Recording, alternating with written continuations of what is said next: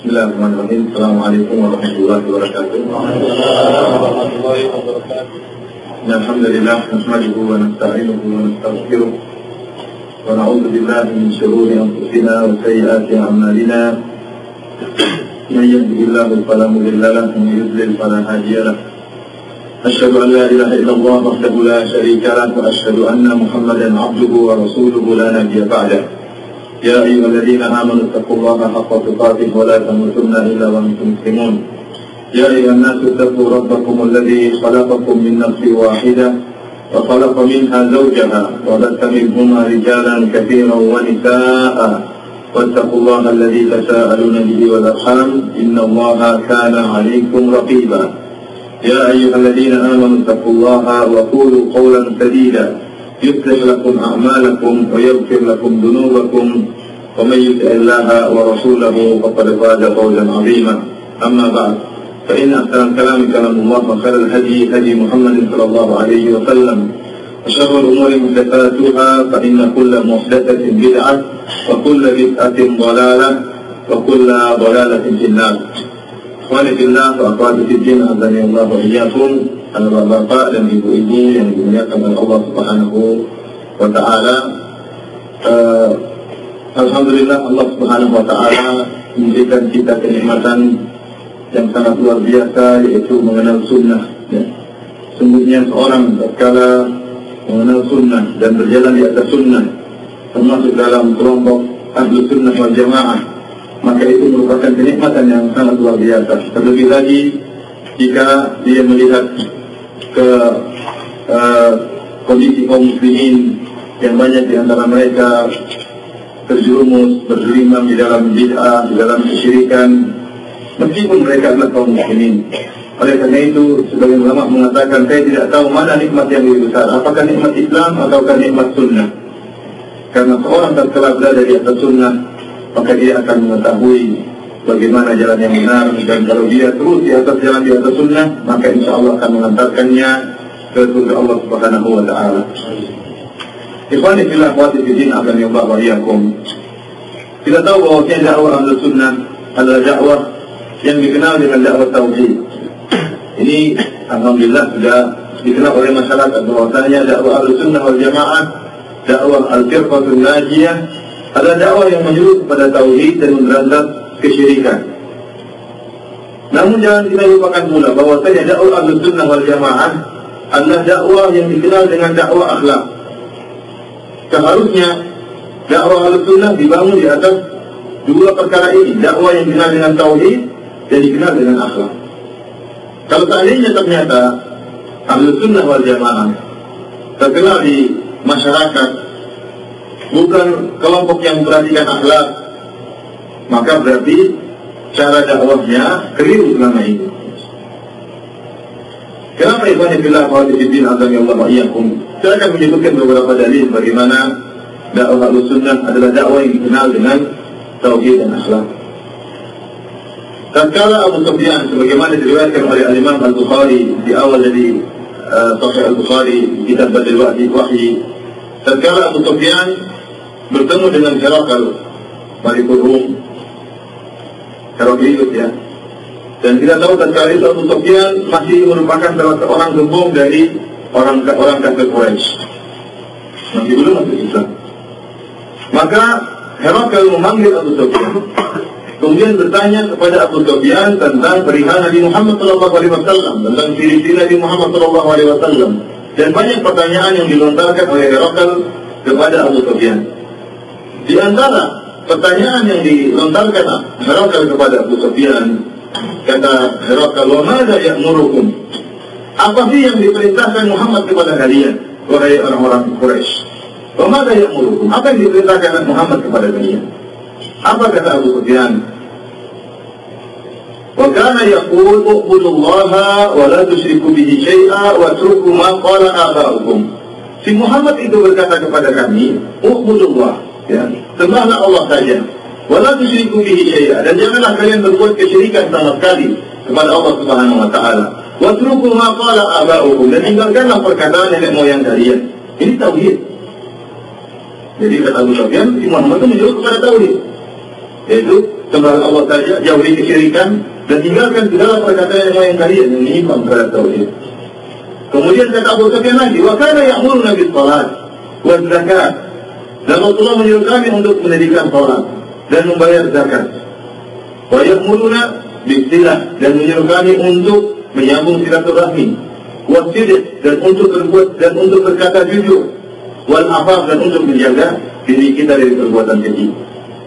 Tidak dari jawaban Abu Sufyan ini, ternyata dakwah Nabi SAW terkenal di kalangan orang-orang kafir Quraisy dengan dakwah tauhid dan akhlak, menyuruh kepada tauhid, melarang kepada kesyirikan, dan menyuruh untuk berbuat menyambung silaturahmi, berkata jujur, menjaga diri dari perbuatan-perbuatan tercela.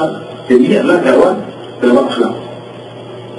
Demikian juga tatkala Nabi SAW pertama kali berhijrah dari Mekah menuju Madinah. Kemudian datang seorang sahabat yang bernama Abdullah bin Salam ingin bertemu langsung melihat Nabi SAW. Orang-orang tatkala itu istighfar dan berkumpul dan ingin menyambut kedatangan Nabi. Maka Abdullah bin Salam pun datang menemui Nabi SAW, melihat langsung bagaimana Nabi SAW.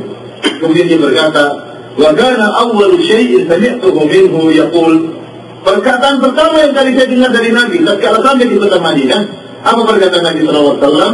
Ya ayuhan nas, ya, at'imu ta'am wa afshu salam wa silul arham. Kata Nabi SAW, wahai manusia, berilah makan kepada fakir miskin, sebarkan salam di antara kalian, sambunglah silaturahmi, sallu billaili wan nasu niyam, tadkhulul jannata bisalam. Dan salatlah malam tatkala orang-orang sedang tidur, niscaya kalian akan masuk surga dengan penuh keselamatan. Ini dakwah pertama kali yang Nabi SAW sampaikan tatkala di kota Madinah. Menyuruh kepada makarimul akhlak, orang yang mulia, memberi makan kepada fakir miskin, menyebarkan salam di antara kaum muslimin, kemudian menyambung silaturahmi, ya. Kemudian juga salat malam, ya. Dan niscaya kalian akan masuk surga dengan penuh keselamatan. Oleh karena itu, ikhwan dan Allah wa'iyyakum, pantas jika Nabi SAW sebagaimana tadi telah disampaikan oleh Ustaz Farid, ya, Nabi SAW bersabda, innama bu'ithu liutammima makarimal akhlak. Sungguhnya aku diutus oleh Allah Subhanahu wa taala untuk menyempurnakan akhlak, untuk menyempurnakan akhlak. Oleh itu saya ulang lagi, jika ternyata dakwah Ahlussunnah wal Jamaah, dakwah salafiyin tidak dikenal dengan dakwah akhlak, berarti selama ini cara dakwahnya keliru. Berarti pemasangan porsi atau kemudian porsi terhadap masalah dakwah tentang akhlak kurang. Saya tidak mengingkari bahwasanya para ustaz termasuk saya menyampaikan masalah akhlak, tetapi yang jadi masalah porsinya banyak atau tidak. Tauhid tidak dikenal semuanya bahwasanya salafiyin, Ahlussunnah wal Jamaah adalah orang-orang yang menyuruh kepada tauhid. Alhamdulillah, itu poin yang sangat luar biasa. Kita dikenal sebagai dai yang menyuruh kepada tauhid. Tinggal poin kedua, apa kita dikenal menyuruh kepada akhlak? Yang jadi masalah sebagian orang mengatakan yang penting tauhid, akhlak buruk nggak jadi masalah. Yang penting apa? Yang penting tauhid. Akhlak buruk yang tidak jadi masalah. Ini tidak benar seperti ini. Ini kedustaan. Nabi SAW menyuruh kepada akhlak. Bahkan Nabi SAW menjadikan akhlak sebagai tolak ukur daripada akidah. Oleh karena itu kita dapati dalam Al-Quran, di dan dalam hadis banyak Nabi SAW menggandingkan antara akidah dengan akhlak. Contohnya dalam Al-Quran, firman Allah Subhanahu wa taala, wa'budullaha wa la tusyriku bihi syai'an wa bil walidayni ihsana wa bil qurba wal yatama wal masakin wal jari bil qurba wal jari bil junubi wa sahibi bil jambi wa bil sabili wa ma malakat aymanukum innallaha la yuhibbu man kana mukhtalan fakhura alladhina yabkhuluna an-nasa wa ya'muruna an-nasa bil bukhl. Kata Allah Subhanahu wa taala, Allah buka dengan tauhid, wa'budullaha wa la tusyriku bihi syai'an. Beribadah kepada Allah dan jangan berbuat kesyirikan. Kemudian setelah tauhid, Allah sampaikan akhlak. Wa bil walidayni ihsana. Hendaknya kalian benar-benar berbuat baik kepada kedua orang tua. Ya, jadi ihsana di situ kalau yang sudah belajar bahasa Arab, alhamdulillah teman-teman sebagian sudah belajar bahasa Arab, ihsana di situ Arabnya apa? Wa bil walidayni ihsana. Siapa sudah belajar bahasa Arab? Oh, ibu-ibu sudah belajar kan? Apa yang Arabnya ihsana? Siapa sudah belajar dari dia? Ihsana di situ Arabnya apa? Mungkin ada di antara kita ya baru pertama kali dengar i'rab ya. I'rabnya apa? I'rabnya adalah maf'ul apa? Maf'ul bi, ngawur. Maf'ul apa lagi? Maf'ul ada banyak kan? Maf'ul apa lagi coba? Apa? Allah a'lam. Lebih selamat. Maf'ul mutlak. Dan maf'ul mutlak itu dibawakan dalam bahasa Arab untuk penekanan. Dan seperti saya mengatakan, ahsinu bil walidaini ihsana, artinya benar-benar kalian berbuat baik kepada kedua orang tua, untuk penekanan. Benar-benar sungguh-sungguh berbaktilah kepada kedua orang tua. Dalam ayat ini Allah Subhanahu wa taala mengatakan apa? Wa bil walidaini ihsana. Ai ahsinu bil walidaini ihsana. Hendaknya kalian benar-benar berbakti, berbuat baik kepada kedua orang tua. Demikian juga wa bil qurba wal yatama. Hendaknya kalian berbuat baik, benar-benar berbuat baik kepada karib kerabat, kepada anak yatim, kepada tetangga yang dekat, kepada tetangga yang jauh, kepada teman sejawat, kepada orang yang sedang bersafar. Subhanallah, Allah berbuat baik kepada mereka semua. Ini akhlak atau bukan ini? Kemudian kata Allah Subhanahu wa taala, "Inna Allah la yuhibbu man kana mukhtalan fakhura." Allah tidak suka kepada orang yang sombong, yang angkuh. Alladzina yabkhalun, orang-orang yang pelit. Allah tidak suka kepada orang yang pelit. Oleh karena itu, banyak hadis di mana Rasulullah SAW menggandengkan antara akhlak dengan tauhid. Di antaranya misalnya hadis Nabi sallallahu alaihi wasallam, "Man kana yu'minu billahi wal yawmil akhir falyukrim jarahu." Barang siapa yang beriman kepada Allah dan beriman kepada hari akhir, hari pembalasan, falyukrim jarahu, maka muliakan apa? Tetangganya. Man kana yu'minu billahi wal yawmil akhir falyukrim dhaifahu. Sudah hafal semua, Masya Allah. Barang siapa yang beriman kepada Allah dan hari akhir harus muliakan apa? Tamunya. Berarti memuliakan tamu itu merupakan bentuk daripada penerapan tauhid. Kenapa? Karena Rasulullah gandengkan antara iman kepada Allah dan hari akhir. Kalau ada orang pelit terhadap tamunya, dan sebagian orang begitu pelit kepada tamunya. Ada tamunya telepon, "Ya akhi, anak mau ke tempat antum. Kapan?" 2 hari lagi. "Oh silakan. Tunggu jangan tutup. Kapan pulangnya?" Belum datang sudah ditanya kapan pulangnya. Subhanallah. Ayo silakan dikontrol, dilayani. Dan itu merupakan bukti dari akidah yang benar. Kata Rasulullah, "Man kana yu'minu billahi wal yawmil akhir falyukrim dhaifahu." Barang siapa beriman kepada Allah dan hari akhir, muliakan tamu. Kalau tidak muliakan tamu, kalau dia tidak beriman kepada Allah dan hari akhir. Orang yang beriman kepada Allah, bahwa ini perintah Allah, sunnah Nabi, beriman kepada hari akhir, bahwa Allah akan ganti itu apa yang dia keluarkan untuk tamunya di dunia sebelum di akhirat. Dia akan muliakan tamunya. Namun kalau imannya lemah, waduh nanti kalau saya duit gimana duitnya? Padahal gajinya 7.000, gajinya 5.000. Nanti yang tamunya yang datang gajinya cuma 800. Jadi mau ditanya kapan pulangnya, subhanallah. Bagaimana? Saya salati berakidah benar, tetapi pelitnya luar biasa. Mana bukti tauhid? Mana bukti iman cuma digigit saja? Oleh karena itu Rasulullah SAW berkata dalam satu hadis juga berkata apa? Wala yajtami al-iman wa syuq fi qalbi 'abdin abada. Kata Rasulullah SAW, tidak akan berkumpul dalam hati seorang mukmin, ya, iman dan rasa pelit. Tidak ada. Kenapa? Karena rasa pelit timbul itu karena kurang beriman kepada Allah dan hari akhir. Orang yang beriman kepada Allah, beriman kepada hari akhir tidak akan pelit. Karena dia tahu apa yang dia keluarkan tabungan dia di akhirat kelak. Allah akan ganti dunia sebelum di akhirat. Dan terlalu banyak hadis-hadis seperti la imana liman la amanata lahu. Tidak ada iman bagi orang yang tidak punya amanah. Tidak ada iman bagi orang yang tidak punya amanah. Ternyata banyak orang yang bermanhaj al-sunnah, tapi kalau dalam masalah duit kadang-kadang tidak beres. Jadi hizbi dalam masalah duit. Dalam masalah mentahdir, salafi. Dalam masalah duit, tinggal beres urusan duit. Jadi masalah seperti ini, mana praktek iman, praktek akhlak. Oleh karena itu Rasulullah sering menggandingkan antara akhlak dengan iman, dengan tauhid. Oleh karena itu kita tahu bagaimana akhlak Nabi Sallallahu Alaihi Wasallam. Bagaimana kehidupan Nabi Sallallahu Alaihi Wasallam. Rasulullah SAW dikenal sebagai Al-Amin, sebagai orang yang berakhlak mulia, yang penuh amanah, dan dikenal oleh orang-orang kafir Quraisy. Sebenarnya sebuah hadis diriwayatkan oleh Imam Ahmad dalam musnadnya Kita tahu sekarang orang-orang kafir Quraisy, mereka berselisih tentang pembangunan Ka'bah. Mereka bangun Ka'bah, kerja bakti bareng-bareng bangun Ka'bah karena mereka mengagungkan Allah Subhanahu Wa Taala dan mengagungkan Ka'bah. Mereka bangun Ka'bah, tinggal meletakkan Hajar Aswad. Rupanya mereka berselisih. Kenapa? Karena meletakkan Hajar Aswad itu ada kebanggaan tersendiri, ada fakhr di antara mereka. Mungkin mereka bisa ceritakan kepada nenek moyang mereka, kita dulu yang meletakkan Hajar Aswad. Akhirnya tatkala sampai mereka pada meletakkan Hajar Aswad, perselisihan mereka. Tiap kabilah ingin meletakkan Hajar Aswad, sampai terjadi perselisihan yang sangat sengit. Sampai sebagian suku, sebagian kabilah bersepakat sampai bersumpah dengan meneteskan darah untuk menyerang kabilah yang lain. Pokoknya kita yang harus meletakkan Hajar Aswad. Hampir-hampir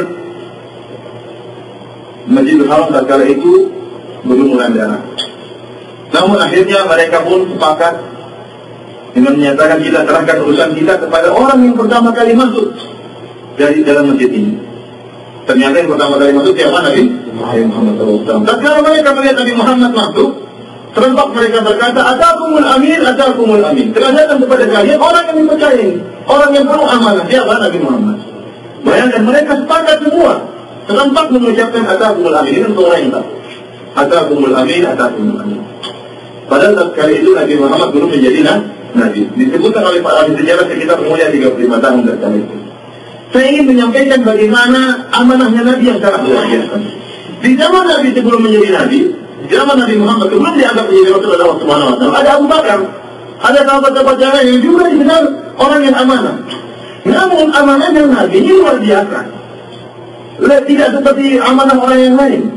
Oleh karena disebutkan dalam sejarah, orang-orang kafir Quraisy itu, kalau mereka punya barang yang berharga, punya duit yang berharga, mereka titipkan kepada siapa? Kepada Rasulullah SAW. Sebelum Rasulullah diangkat menjadi Rasul, ini punya barang dititipkan kepada Nabi. Sekarang saya ingin langsung semua. Tatkala Muhammad diangkat oleh Allah menjadi Nabi, orang-orang kafir masih nitipkan barang enggak? Orang kafir Quraisy masih nitipkan barang enggak? Masih? Ini yang aneh ini, yang lebih aneh, terlalu ini aneh. Orang kafir Quraisy musuhan sama Nabi, musuhan enggak? Musuhan. Di mana enggak musuhan? Nabi datang disinggung oleh Rasulullah, pokoknya kali di atas kesesatan. Nah ini orang masih muda, masih baru ingusan ya, kemudian sudah mengatakan kami dalam keadaan sesat. Orang-orang kafir Quraisy mengatakan sesungguhnya apa yang kami lakukan ini adalah agama nenek moyang kami, mbah kita yang dulu melakukan. Coba kalau kita menegur seorang, orang lagi lakukan kita, mas ampun mas itu tidak disyariatkan oleh Nabi. Kamu itu dari mana? Ini nenek moyang saya itu dulu juga melakukan ini. Bukan kamu aja, mas nenek moyang kami juga ngawur mas. Kira-kira kamu nggak? Oh, kamu. Yang kalau dia disalahin masih mending, tapi disalahin nenek moyangnya kamu. Nabi SAW nyalain orang kafir Quraisy dan nyalain juga nenek moyang mereka. Jadi namanya mereka luar biasa. Akhirnya segala gelaran yang terburuk yang ada di zaman itu ditempelkan kepada Nabi. Penyihir. Siapa senang dibilang penyihir?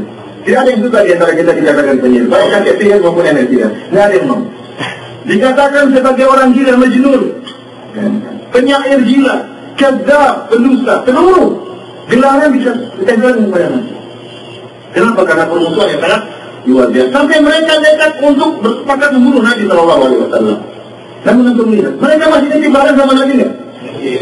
Subhanallah. Itu yang ajaib di situ. Kenapa? Karena mereka tahu, mereka itu ngomong ngawur, dan mereka tahu Muhammad adalah sangat amanah. Tinggal meskipun di siang hari mereka maki Muhammad, malamnya mereka tetap nitip Islam. Sampai akhirnya mereka saking bencinya kepada Muhammad, mereka bersepakat untuk bunuh Muhammad. Akhirnya Rasulullah SAW berhijrah dari Mekah menuju mana?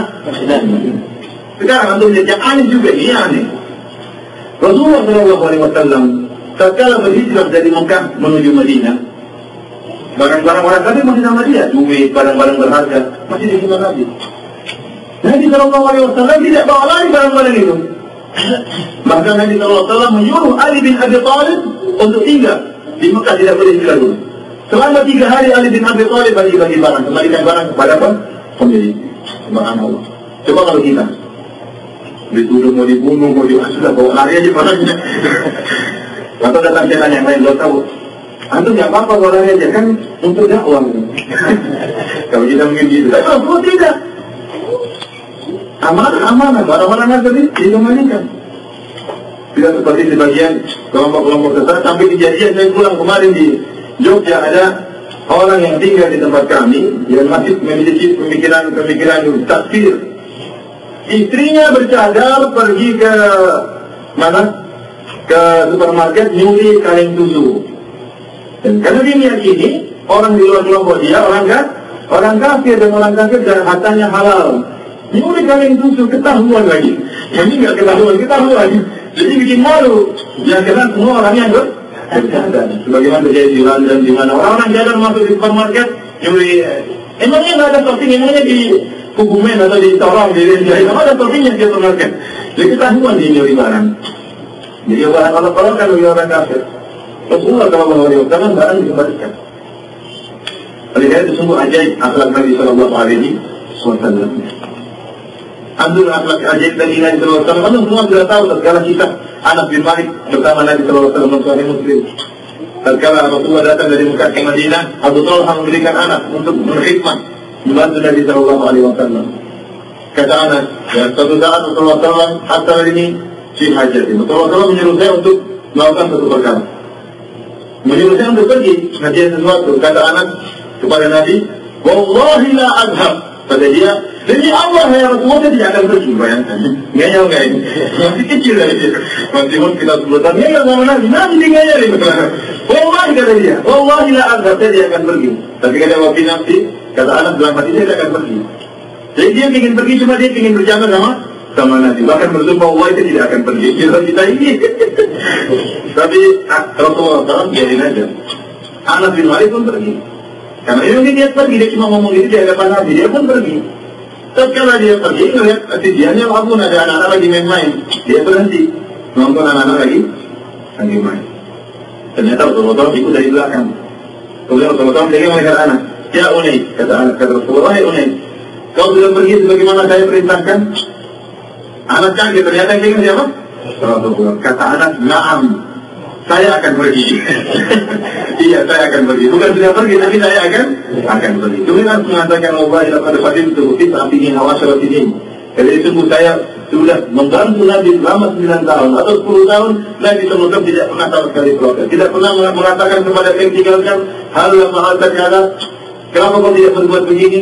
Kenapa kau melakukan begini? Rasulullah tidak pernah protes sama sekali selama 9 tahun. Siapa yang ditawar sabar seperti itu? Dan kita saja nggak usah sama membantu kita, sama istri kita, sama teman kita yang selera dengan kita. Jadi kalau salah kita tegur, kamu itu pengawal, itu teman kita, apalagi membantu kita. Yang jelas itu membantu kita dan rendah di bawah kita. Sebelum kita akan ribut, akan sering protes. Rasulullah 9 tahun, 10 tahun tidak pernah ngomong sekalipun seperti itu. Tidak pernah bilang sama anak, kenapa kau tidak melakukan demikian? Kenapa sih melakukan demikian? Tidak pernah sama sekali. Itu akhlak yang luar biasa, tidak bisa kita bayangkan bagaimana kesabarannya. Bukan berarti Nabi tidak pernah negur anak, negur dengan perbuatan. Kalau anak salah, dia tinggal contohkan saja yang benar. Diikuti oleh anak bin Malik. Tapi negur dengan perkataan sama sekali tidak pernah. Majikan mana yang bisa seperti itu? Kafil mana yang bisa seperti itu? Tentunya kita ada pengalaman di sini.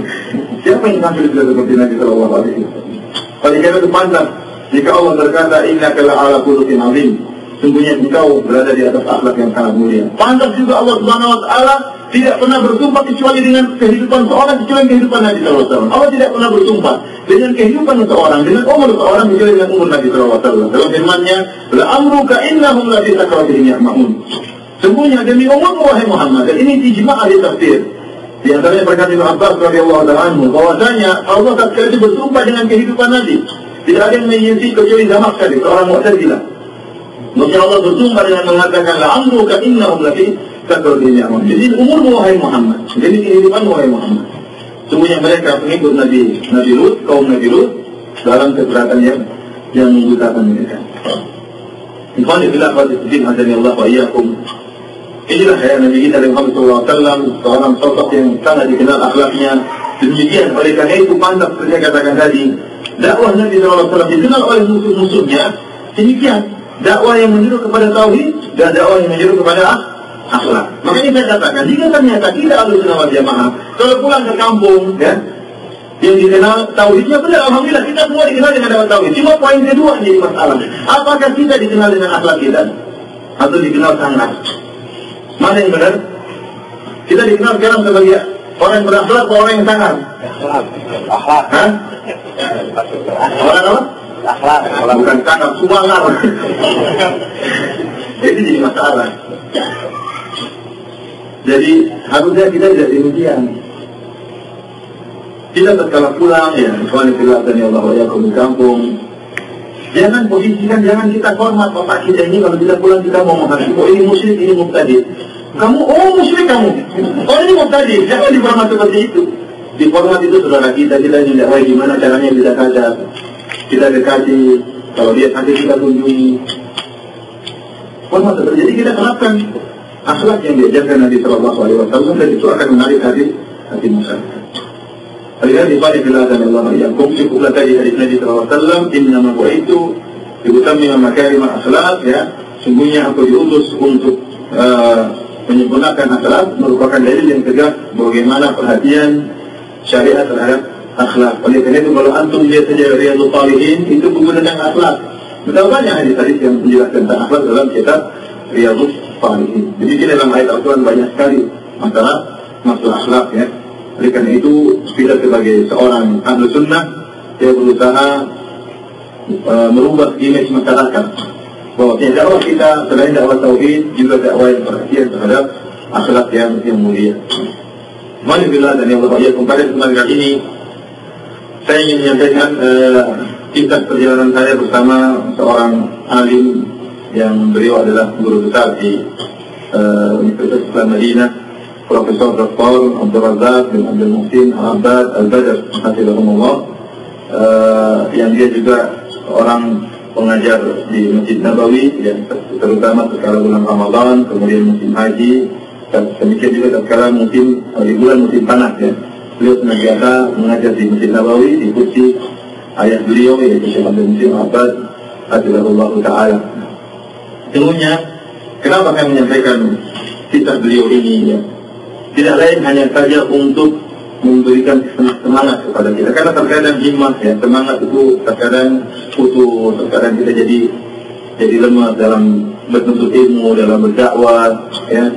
Oleh karena itu dengan mendengar cerita-cerita, insya Allah jadi semangat lagi. Terkadang kalau kita kasih cerita tentang salafus saleh, ya, dulu Abu Bakar seperti ini, kalau Rasulullah bertanya siapa hari ini yang mengunjungi orang sakit, kata Abu Bakar, saya Rasulullah. Siapa yang hari ini mengantar jenazah, kata Abu Bakar, saya Rasulullah. Siapa yang hari ini salat kepada fakir miskin, saya Rasulullah. Siapa yang hari ini saya terus kata Abu Bakar. Apa kita bisa seperti itu? Kalau saya tanya siapa yang hari ini mengunjungi orang sakit, tengok kanan kiri. Siapa yang hari ini kasih makan fakir miskin, tengok kanan kiri. Tidak ada subhanallah. Kalau kita ceritakan kita Abu Bakar, sebagai orang mengatakan itu kan salah saleh. Yang sama dengan kita, ya. Kondisinya berbeda, situasinya berbeda, ya. Dulu banyak juga ada fitnah, sekarang banyak fitnah, banyak godaan. Mungkin kita ada. Intinya kita ingin menyampaikan alasan supaya membenarkan kemalasan kita. Tapi kalau saya contohkan orang sekarang kan jadi nggak bisa ada dari lagi. Sekarang ada zaman sekarang, Syekh Abdul Razak misalnya yang melakukan beramal yang soleh, berakhlak yang mulia. Tidak punya dalil kita untuk menolak. Ternyata memang kita mau. Mereka banyak dilakukan yang Allah. Masih banyak ulama yang lebih hebat dari beliau. Tentunya seperti Syekh Abdul bin Baz rahimahullah, Syekh Utsaimin, kemudian Syekh Albani. Tidak ada bandingannya dengan Syekh Abdul Razak. Syekh Abdul Razak tidak ada bandingan dengan mereka. Jauh berbeda. Akan tapi dan juga sampai sekarang masih banyak ulama yang berakhlak mulia yang cuma dalam berdakwah. Akan tapi yang jadi masalah cuma kesempatan. Artinya mata saya cuma berkesempatan melihat Syekh Abdul Razak. Yang lain dia tidak tahu, Allah Ta'ala alam. Jadi lebih banyak lebih alim dari beliau dan lebih banyak yang berakal daripada beliau. Hanya masalahnya masalah kesempatan. Dan bukan berarti beliau tidak punya kesalahan. Beliau juga punya kesalahannya. Agar tapi sebagaimana perkataan Nabi SAW, "Idza balagha al-ma'u qullatayn lam yahmil al-khabar." Kalau air sudah mencapai 2 bulan, maka tidak akan ternajisi. Artinya kesalahan kalau sedikit dibandingkan dengan akal beliau yang luar biasa, amal beliau yang sangat banyak, tentunya akan pudar kesalahan-kesalahan tersebut. Misalnya bila dan yang Allah yakum. Sebelum saya menyampaikan kisah perjalanan saya bersama beliau dari kota Madinah menuju Radio Roja, ya. Tentunya kita harus menjelaskan tentang asbabun nuzul atau asbabul wurud, sebab adanya kisahnya. Kisahnya, saya sering ke rumah beliau di pagi hari. Ada tugas yang beliau berikan kepada saya. Terus ternyata Radio Roja tahu saya sering bertemu dengan saya. Akhirnya pihak kru Radio Roja telepon dan SMS, Ustaz, tolong minta Syekh Abdul Razak untuk ngisi di Radio Roja. Seminggu sekali lah apa-apa. Saya bilang, aduh, Iwan, saya itu sibuk sekali, saya tahu diri. Saya itu ngajar di Jamiah. Belum ngajar di Jamiah. Belum beliau dakwah, bukan cuma beliau ke Imarat, beliau ke Kuwait, beliau ke Afrika, beliau ke India. Beliau dakwah di luar. Belum lagi beliau nulis buku, beliau produktif sekali, jadi nulis buku. Belum lagi beliau ngisi di radio Idaatul Quran. Belum lagi beliau punya website untuk beliau isi tulisan dia minggu tiap bulan. Belum lagi beliau harus munaqasyah masail. Seorang seperti beliau profesor terkadang harus menguji orang yang mengambil gelar doktor atau gelar S2 ya, MA, master. Terkadang buku yang beliau baca 3 jilid, 1 jilid segini depannya. Kapan bacanya? Beliau waktunya sangat, saya bilang saya nggak ingin ganggu beliau, waktunya sangat berharga. Namun teman-teman ngeyel juga di sana. SMS lagi, telepon lagi, Ustaz, sampaikan dong. Ya, kalau saya tidak mau, sudah. Ya, oke lah. Akhirnya dengan rasa malu dan rasa iba, kasihan pada diri saya sendiri. Akhirnya saya pun menyampaikan ke apa nih, saya? Ini ada teman-teman Radio Roja, ingin antum ngisi pengajian, diterjemahkan di tempat mereka. Kata si, oh, tidak apa-apa, saya mau, tiap hari saya juga mau. Saya pun kaget, jangan gitu sih, saya nggak kuat. Antum kuat, penerjemahnya nggak kuat. Ya udah, saya 2 kali aja deh. Ya sudah, dalam terserah kamu. Ya udah, akhirnya malah lihat dia semangat, tiap hari pun lihat. Akhirnya berjalanlah pengajian antara dengan tadi dengan menggunakan program Skype. Ya kan belum tahu, namanya Skype gratis sering ada, dia nggak? Sering putus-putus, nggak jelas. Begitu pertama kali kita ngisi pengajian, tersedia 2 buah kursi. Satunya kursi empuk yang bisa ditanda-tanda, satunya kursi kayu yang buat orang nggak bisa sholat tidurnya, nggak bisa duduk pakai kursi kan, kursi kayu itu. Saya duduk di kursi yang kayu tadi, katanya jangan, kamu duduk di kursi yang empuk. Jangan gitu. Ternyata saya ngeyel, terus saya duduk di kursi yang empuk. Saya duduk di kursi kan kayu. Kemudian dia sediakan minuman. Dia tumpahkan apa? Tumpahkan cahaya buat saya, subhanallah. Dia itu bukan orang miskin ya. Tapi beliau tahu Allah, kemudian nanti. Justru beliau yang merupakan saya kepada saya. Jadi kalau saya ngisi, saya sudah habis, saya minum dan sudah terima, beliau ngisi lagi. Kemudian terkadang ngisi pengajian, terkadang ngajar. Saya bilang, apa sih programnya rusak? Kenapa kita ulang lagi? Saya sendiri sampai teringat, kasihan beliau ulang-ulang. Tapi beliau sabar. Beliau sabar, subhanallah ya. Itu yang membuat saya juga semangat. Kalau saya nyajar semangat, apalagi saya masa nggak semangat. Jangan jalan terus, namanya dakwah berjalan terus. Sampai akhirnya setelah beberapa bulan Radio Roja punya permintaan lagi. Ustaz, tolong sampaikan ke beliau untuk datang ke Indonesia. Negara maju. Saya itu pernah di Indonesia, tapi beliau nggak bisa. Coba dulu kan. Ya udah, saya pun ketemu Syekh apa nih, ada permintaan dari teman-teman, mereka dulu ingin melihat antum secara langsung untuk ngisi di Jakarta. Kata Syekh, dulu karena kelihatannya nggak bisa, nggak ada waktu. Dia bilang nanti masa ini aja sih, pas di bulan musim panas untuk ke Indonesia. Kata Syekh nggak bisa, karena saya ngajar di Masjid Nabawi, dan saya tidak ingin meninggalkan mengajar di Masjid Nabawi. Jadi 3 bulan penuh, saya ngajar tiap hari tidak pernah putus. Kemudian kata beliau, selain itu banyak orang datang, orang dari Jazair, dari Imarat, dari Kuwait, dari Libya, semua hadir di kajian saya. Jadi daripada saya harus ke Jazair, ke Libya, mereka aja datang ke Masjid Nabawi, menggunakan sarana belajar dan mengajar. Jadi kalau saya lihat, saya tidak bisa. Nah, ini saya mikir lagi, ya besok hari ini sampaikan di sini. Ya usah saya lihat, antum ke Indonesia, antum datang saja pas liburan semesteran. Di bulan apa? Semesteran. Saya bilang, aduh, tidak bisa juga, karena di bulan semesteran saya harus jalan-jalan sama keluarga, kan? Itu jatah keluarga saya untuk apa? Jalan-jalan. Ini minggu penuh saya ajak mereka jalan-jalan, entah ke Faiz, atau kemana-mana, dan itu jatah keluarga saya, dan saya tidak ingin menzalimi mereka, karena mereka sudah nunggu. Lanjut gimana? Saya nggak habis akal, ternyata karena donatur di sana sudah siap. Dengan saya gini, antum bawa istri antum, anak-anak antum semuanya ke Indonesia, daripada ke Faiz ke Indonesia, semuanya ditanggung pulang pergi. Ternyata tidak berhasil juga. Saya tidak ingin istri saya dapat ke Indonesia, saya tidak ingin istri saya difoto. Ya. Istri saya difoto kalau ada keperluan, nggak ada perlunya buat. Dia ada, bukan sesuatu yang darurat untuk difoto, dibuat paspor. Mereka berlibur di Paris sudah cukup. Wah, pusing saya juga. Gimana caranya? Tapi tidak lama kemudian Syekh ngomong sendiri. Oh, begini saja.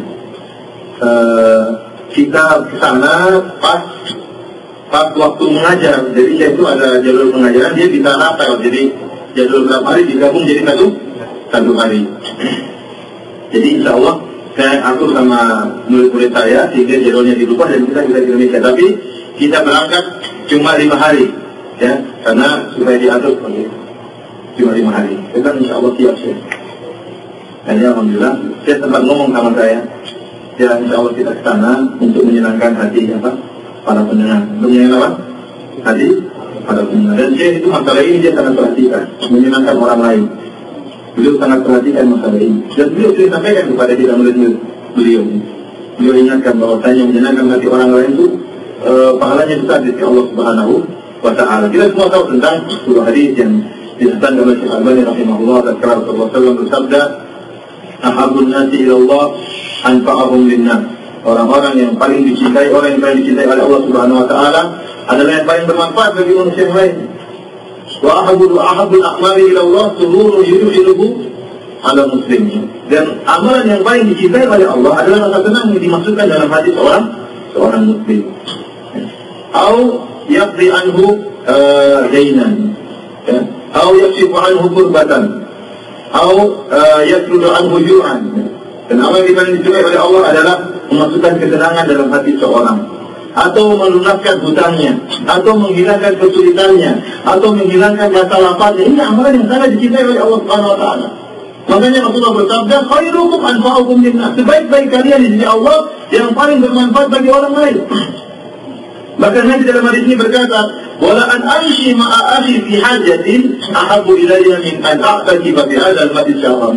Kata Nabi SAW, saya menemani saudara saya untuk memenuhi kebutuhannya karena punya keperluan, lebih saya suka daripada iktikaf di Masjid Nabawi selama sebulan.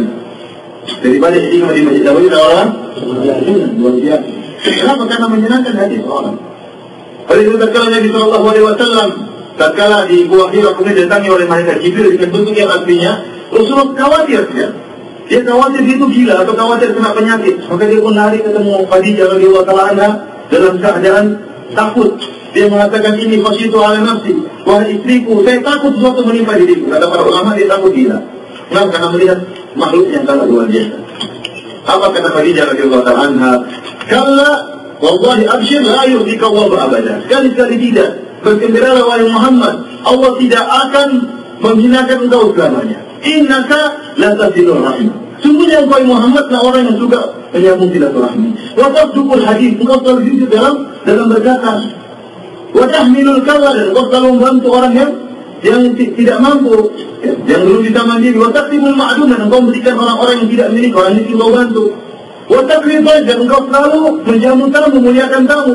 Wa tu'inu ala nawa'ibil haq, dan engkau selalu membantu orang yang muslimah. Itu sifat Nabi yang dijadikan dalil oleh Khadijah bahwa Allah tidak akan menghinakan hati selamanya. Apa dia dari? Menyambung silaturahmi. Itu apa? Jujur dalam berkata. Suka memberi makan bagi miskin, bantu orang yang belum bisa mandiri, memuliakan tamu, bantu orang terkena musibah. Itu sifat Nabi SAW. Yang semuanya kembali kepada memberi manfaat kepada orang lain. Kita sebagai orang yang sunni, ahlul sunnah wal jamaah, artinya demikian. Ingat hadis Nabi, "Khairukum anfa'ukum linnas." Sebaik-baik kalian yang paling bermanfaat bagi manusia. Dan saya selalu ingatkan ini, rasa senang yang kita masukkan dalam hati seorang lain, itu nilainya tinggi di sisi Allah Subhanahu wa Ta'ala. Bahkan Syekh sering memberikan cerita kepada kami. Cerita itu dia ulang-ulang. Ini cerita tentang kisah beliau terhadap dengan Syekh Utsaimin rahimahullah. Suatu saat Syekh Utsaimin rahimahullah datang ke kota Madinah mengisi pengajian di depan mahasiswa Universitas Islam Madinah. Ya. Kemudian setelahnya di malam hari Syekh Utsaimin diundang makan oleh salah seorang kaya di Madinah, orang super kaya di Madinah. Yang diundang makan cuma berapa orang? 3 orang atau 4 orang. Di antaranya Syekh Utsaimin dan Syekh Abdul Razak. Tatkala masuk dalam rumah orang tersebut, Syekh melihat ada tumpukan buah ditumpuk dengan sangat rapi. Yang mungkin ada apa? Belimbing, ada kedonongnya, bukan? Mungkin ada apa namanya? Korma, ada apa macam-macam, apel, terus apa lagi? Buah Arab lah. Ditumpuk dengan apa tumpukan yang rapi. Akhirnya Syekh mengambil sebutir buah apel. Kemudian saya berkata kepada Syekh Abdul Razak, ya Abdul Razak, kapan pertama kali saya makan buah ini? Kemudian saya cerita, pertama kali saya makan buah ini, saya dikasih oleh Syekh Abdul Rahman bin Nasir As-Sa'di, guru beliau yang sudah meninggal, yang punya buku tafsir Karimah Rahman. Ya. Syekh Sa'di ini pernah ngajar buku Qawaid Ibn Hajar tentang kaidah-kaidah fikih yang ditulis oleh seorang ulama dari mazhab Hanafi bernama Ibn Hajar. Yang buku ini sulit dipahami.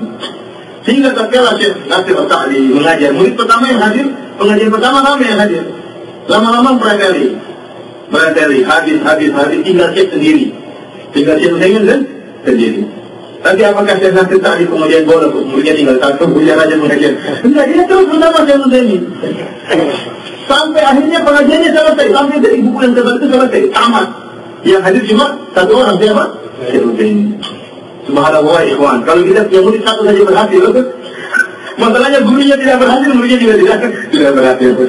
Ini Syekh Nasir As-Sa'di juga murid satu tidak cukup, Syekh Utsaimin saja tidak cukup untuk menaikkan nama Syekh Nasir As-Sa'di.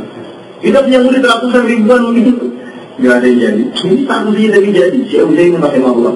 Tatkala selesai ngaji, selesai menamatkan kitab, Syekh Abdul Razak mengeluarkan buah apel dari kantongnya, diberikan ke Syekh Utsaimin. Itu pertama kali dalam kehidupan Syekh Utsaimin melihat buah apel. Jangan dimainkan seperti sekarang, ikhwan. Dulu Saudi miskin.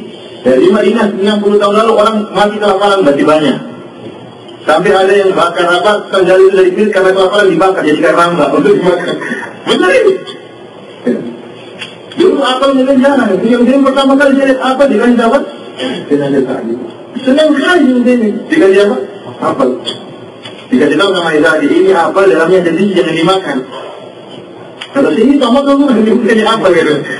Akhirnya kata saya pun pulang, ngumpulin keluarga saya, istri, anak saya semua saya kumpulkan. Saya keluarkan buah apel. Mereka senang sekali, apa itu katanya habis. Ternyata buah apel, saya potong-potong, saya bagi-bagi. Akhirnya sederhana, nanti itu rasa pulang yang ditimbul dalam hati Syekh Utsaimin sangat luar biasa, tidak pernah dilupa oleh Syekh Utsaimin rahimahullah. Yang terletak cerita juga tentang kisah Syekh Sa'di. Suatu saat Syekh Sa'di pulang. Ternyata istrinya baru pergi sama istrinya Ummi Abdullah kalau nggak salah. Rupanya baru datang istrinya dari safar. Sudah lama berbeda dengan Syekh Sa'di. Syekh Sa'di biasanya imam dia, sholat 5 waktu imam. Tatkala pulang malamnya istrinya itu sungguhnya Syekh Sa'di nggak kelihatan. Syekh Sa'di nggak kelihatan. Ya mungkin itu kan istrinya Allah Allah ya. Disebutkan bahwasanya dia biasanya dia bangun pakai jam leker itu dimain-main sama anaknya, hingga beliau tidak sempat bangun subuh. Allah alam tahu. Akhirnya tatkala zuhurnya beliau muncul setelah zuhur, subuhnya dia nggak ada. Setelah zuhur dia akan beliau ngisi pengajian. Hadirnya banyak tamu. Selesai pengajian, tanya jawab ada seorang badui yang katakan, "Ente kemana tadi subuh? Bentar-bentar ada umat kita baru datang." Semuanya ketawa, dan semua orang ketawa. Saya mau jawab gimana? Ada saya diam, saya kasih diam. Saya kasih duit. Saya kasih apa? Kasih duit. Kata saya, kamu hari ini telah menyenangkan para jamaah. Jadi saya kasih duit. Setelah ini subhanallah, sampai diceritakan oleh Syekh Abdul Razak, ada himar apa? Onta yang tidak nurut sama tuannya. Kalau dulu ontanya itu ngeyel, nggak mau. Akhirnya dia pukul itu di onta atau marah-marah di onta. Syekh tadi lihat, kamu kenapa pukul onta? Ini begitu nggak mau Syekh. Kata saya bawa. Ternyata nurut ondanya. Apa kata milik onta buat Syekh? Oh, kata jangan kamu seorang Syekh kan? Dan banyak orang kita yang saya sampaikan agar kita perhatian untuk memberikan masukan tersenang dalam hati orang. Jadi kita juga ini, semua cerita saya dengar Syekh Abdullah. Syekh Abdullah juga cerita, suatu saat Syekh ini keluar dari masjid, ada di pengajian keluar dari masjid. Di depan itu ada orang Mesir yang suka ngerjain, perbaiki masjid. Tidak pernah ikut pengajian. Tidak pernah ikut pengajian Syekh Utsaimin. Tapi dia tahu Syekh Utsaimin itu seorang Syekh besar. Tatkala Syekh keluar dari masjid, dia bercanda, Syekh, takahwa indana, kapan minum kopi di rumah saya, Syekh? Ayo minum kopi di rumah saya, Syekh. Kata saya, iya, kapan? Kaget dia, ternyata dia pada nanya aja, kata saya, kapan ya? Saya ke rumah, kapan minum kopi di rumah? Makanya kaget orang Mesir tadi yang beli kayak itu. Nah, dia betul dia datang. Subhanallah, pekerja didatangi oleh Syekh saudara yang waktunya sangat terbatas, namun menyempatkan diri untuk mendatangi, menyenangkan hatinya. Ini juga cerita terakhir, masih banyak ceritanya meningkat waktu. Saya Abdullah juga pernah cerita, dan Syekh Abdullah itu teman dekatnya anaknya Syekh Nasir Sa'di, teman dekatnya. Anaknya Syekh Nasir Sa'di pernah cerita bagaimana Syekh Nasir Sa'di. Suatu saat dia pergi bersama bapaknya di jalan, berjalan. Tahu-tahu ada orang datang, cerita tentang satu kejadian. Syekh, tadi ada kejadian begini dan begini. Padahal saya sudah tahu kejadiannya. Saya sudah tahu kejadian ini, menyampaikan berita, kata dia, oh, kata anaknya kayaknya abdi saya itu baru dengar pertama kali. Padahal sudah tahu apa kejadian, jadi dia dengerin. Oh iya. Tenang, dia sudah bercerita, orangnya tenang. Mungkin bisa jadi seakan-akan sudah kasih ilmu sama saya terus pergi. Saya jalan lagi, datang lagi orang yang lain, cerita yang sama. Syekh, ada kejadian tadi gini. Syekh dengerin. Oh, di situ ya. Oh, ya. Sudah sampai selesai, tenang dia pergi. Jalan lagi, ada lagi orang ketiga. Kata anaknya saya jengkel banget. Mau saya bilang, saya tidak dengar berapa kali. Datang lagi orang ketiga. Cerita lagi, saya tadi ada lagi gini gitu. Saya cuma dengerin aja. Oh, gitu ya. Sambil memberi tanggapan. Oh, gitu. Itu kan banget orang ini. Subhanallah. Coba kalau gitu, aduh kamu ketinggalan zaman. Udah bahas cerita itu. Kamu ini lagi sibuk menyicilah, kira-kira ada apa, ternyata cerita bahas. Namun saya tadi tidak seperti itu. Itu dalam rangka menyenangkan hati. Maka kata ikhwan fillah dari Allah itu, saya masih ingat perkataan saya. Kita di Indonesia untuk menyenangkan hati para pendengar. Alhamdulillah akhirnya kita pun berangkat. Dan ternyata alhamdulillah keberangkatan kita pas di bulan tenang. Di bulan tenang sebelum ujian. Jadi saya tidak ngajar sama sekali. Jadi bisa lebih panjang waktunya. Akhirnya kita pun berangkat. Saya masih ingat waktu itu dari Raja minta izin. Kita mengisi di Istiqlal, insya Allah nanti di Istiqlal ada stasiun televisi yang meliputi. Ini masukkan di televisi. Kemudian juga setelah menjadi di Istiqlal, insya Allah ada pertemuan sahabi, wartawan ingin mewawancarai beliau, pertemuan khusus dalam pengajian. Anak minta izin ke saya tidak mau. Kalau dia tidak mau. Allah yang jelas, saya tidak mau. Saya sampaikan kepada mereka, saya tidak mau. Dan saya subhanallah, memang orangnya seperti itu ya, tawadhu'nya. Beberapa kali saya lihat beliau, biasanya beliau menjauhkan diri beliau dari hal-hal yang bisa mengundang riya. Saya pernah berkala masih di kelas 1, kuliah hadis S1. Saya mengisi pengajian tentang hari kiamat. Ketika itu beliau mengisi tentang hari kiamat dan sangat menggebu-gebu. Kita pun berbawa waktu itu. Beliau tentang dahsyatnya hari kiamat. Kita yang lagi menggebu-gebunya ceramah beliau, tiba-tiba beliau terdiam. Hampir 5 menit terdiam. Saya lihat mata beliau berkata-kata, mulut beliau diam, tidak bisa ngomong. Saya begitu bingung, itu kenapa dia? Setelah 5 menit dia bicara lagi dia. Ternyata beliau tahan nangis supaya tidak menangis. Itu saya dapati lagi tatkala di dari Raja. Tatkala beliau menyampaikan hal tiba-tiba beliau juga menangis, tapi beliau tahan. Beliau mau bicara, suaranya masih gemetar. Beliau diam, dia mau bicara. Lama itu dia. Setelah normal kembali baru dia bicara. Dan itu kejadian pernah juga tatkala di Masjid Nabawi. Seperti itu. Tatkala beliau menyampaikan tentang birrul walidain, berbakti kepada orang tua. Bahwasanya kedua orang tua adalah perhiasan di sebuah rumah. Kalau rumah tanpa perhiasan, maka itu rasanya asing dan tidak enak. Beliau jelaskan tentang keutamaan kedua orang tua. Sampai akhirnya beliau menangis.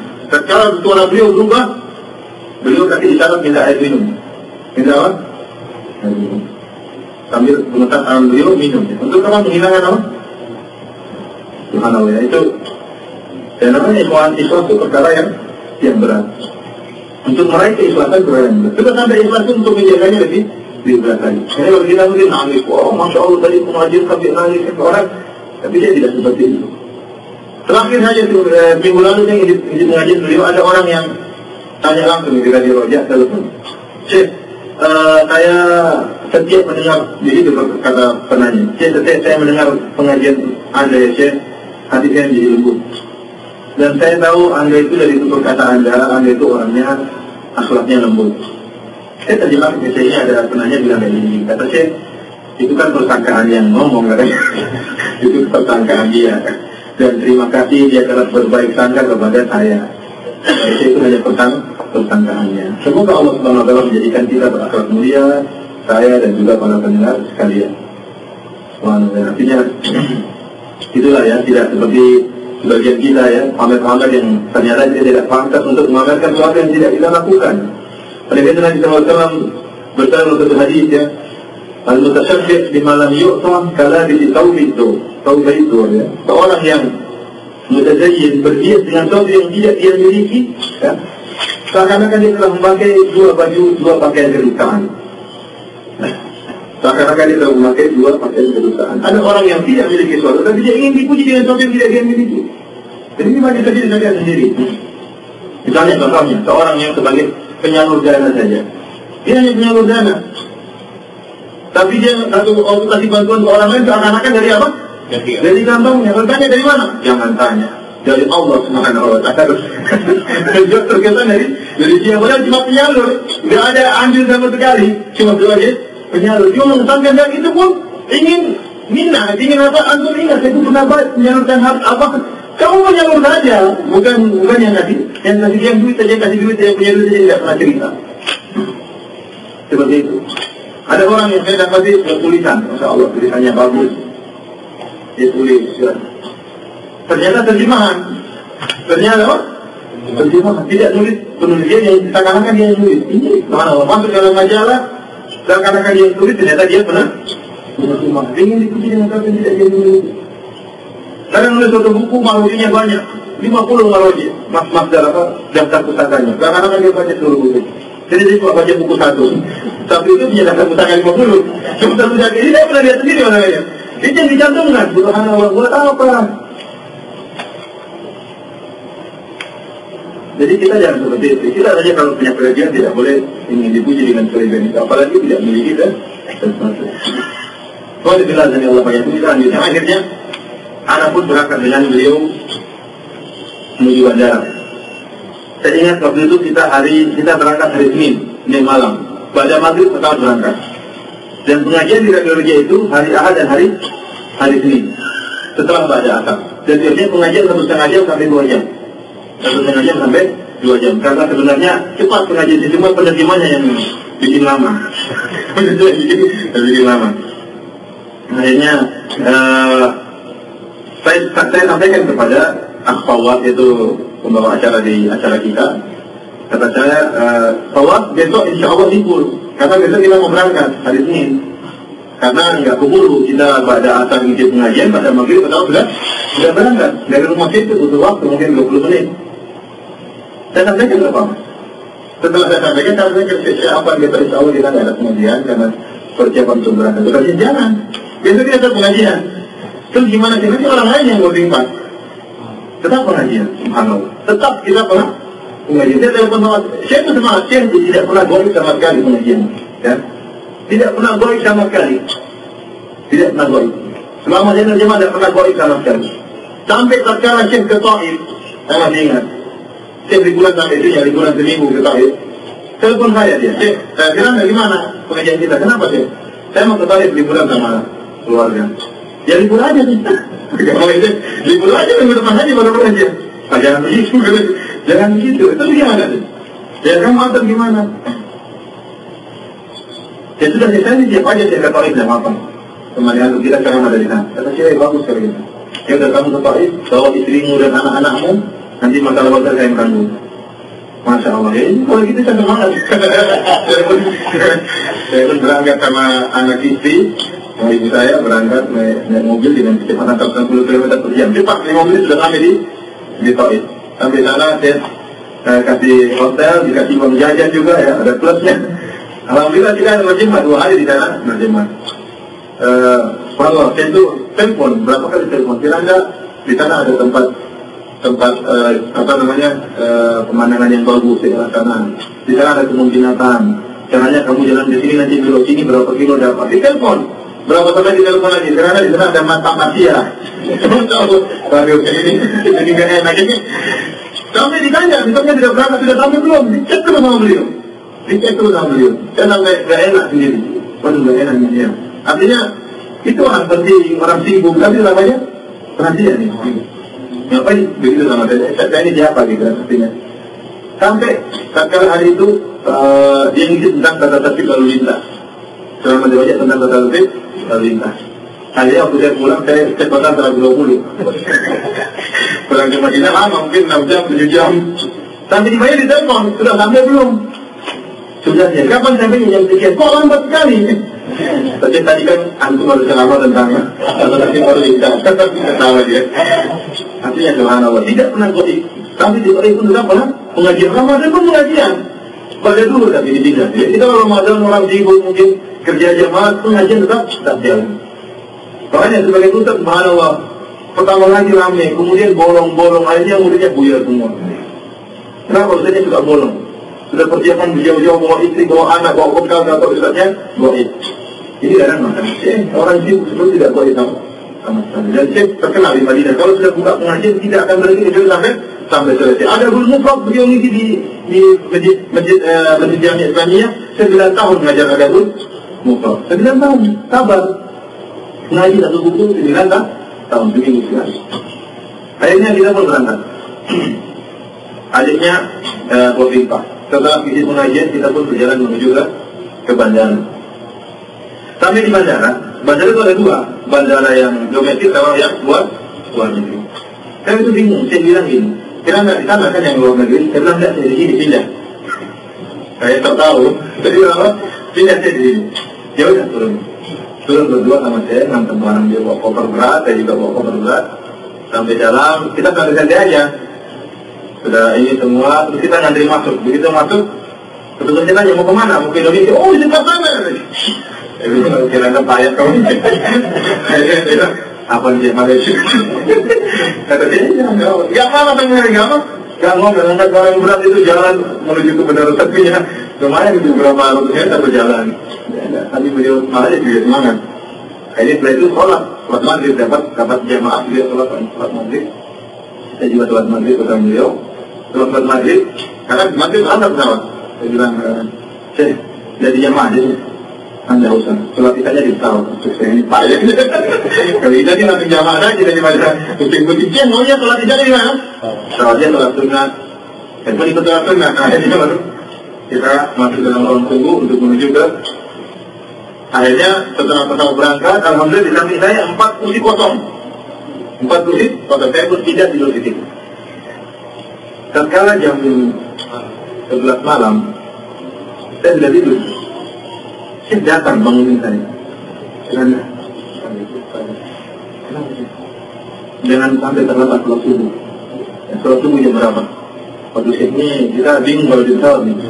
Tapi kira-kira jam 3 waktu Madinah. Kalau itu jam 5 kalau nggak salah. Kira-kira jam 3 karena waktunya lebih cepat kalau Indonesia 4 jam. Itu dan nanti jam 3 bangun dan naik. Saya mau tidur. Sudah kelar. Setelah itu saya nggak ada tidur, bingung. Karena kalau itu kebablasan. Saya di depan sudah di kelas eksekutif. Saya gelisah mau tidur, nggak bisa tidur. Akhirnya sudah mulai jam 3 saya sudah untuk melihat panjang terbit. Dan melihat, tapi saya nggak lihat. Kenapa? Karena jauh ada perempuan luar di situ. Jadi saya nggak bisa berarti kalau apa? Kejujuran untuk melihat. Jadi saya dari Jawa aja sudah putih belum gitu. Kalau bulan putus sudah jam 3:30 kayaknya sudah deh. Akhirnya saya kecil. Ternyata saya sudah selesai sholat subuh. Ya Allah, saya kira ada wudu sholat sunnah. Jadi saya wudu kemudian sholat sunnah 2 rakaat terus kemudian sholat subuh berjamaah sama orang yang lain. Setelah itu saya panggil kata saya jeda kalahkan. Oh, akhirnya saya kembali. Alhamdulillah tatkala sampai di bandara,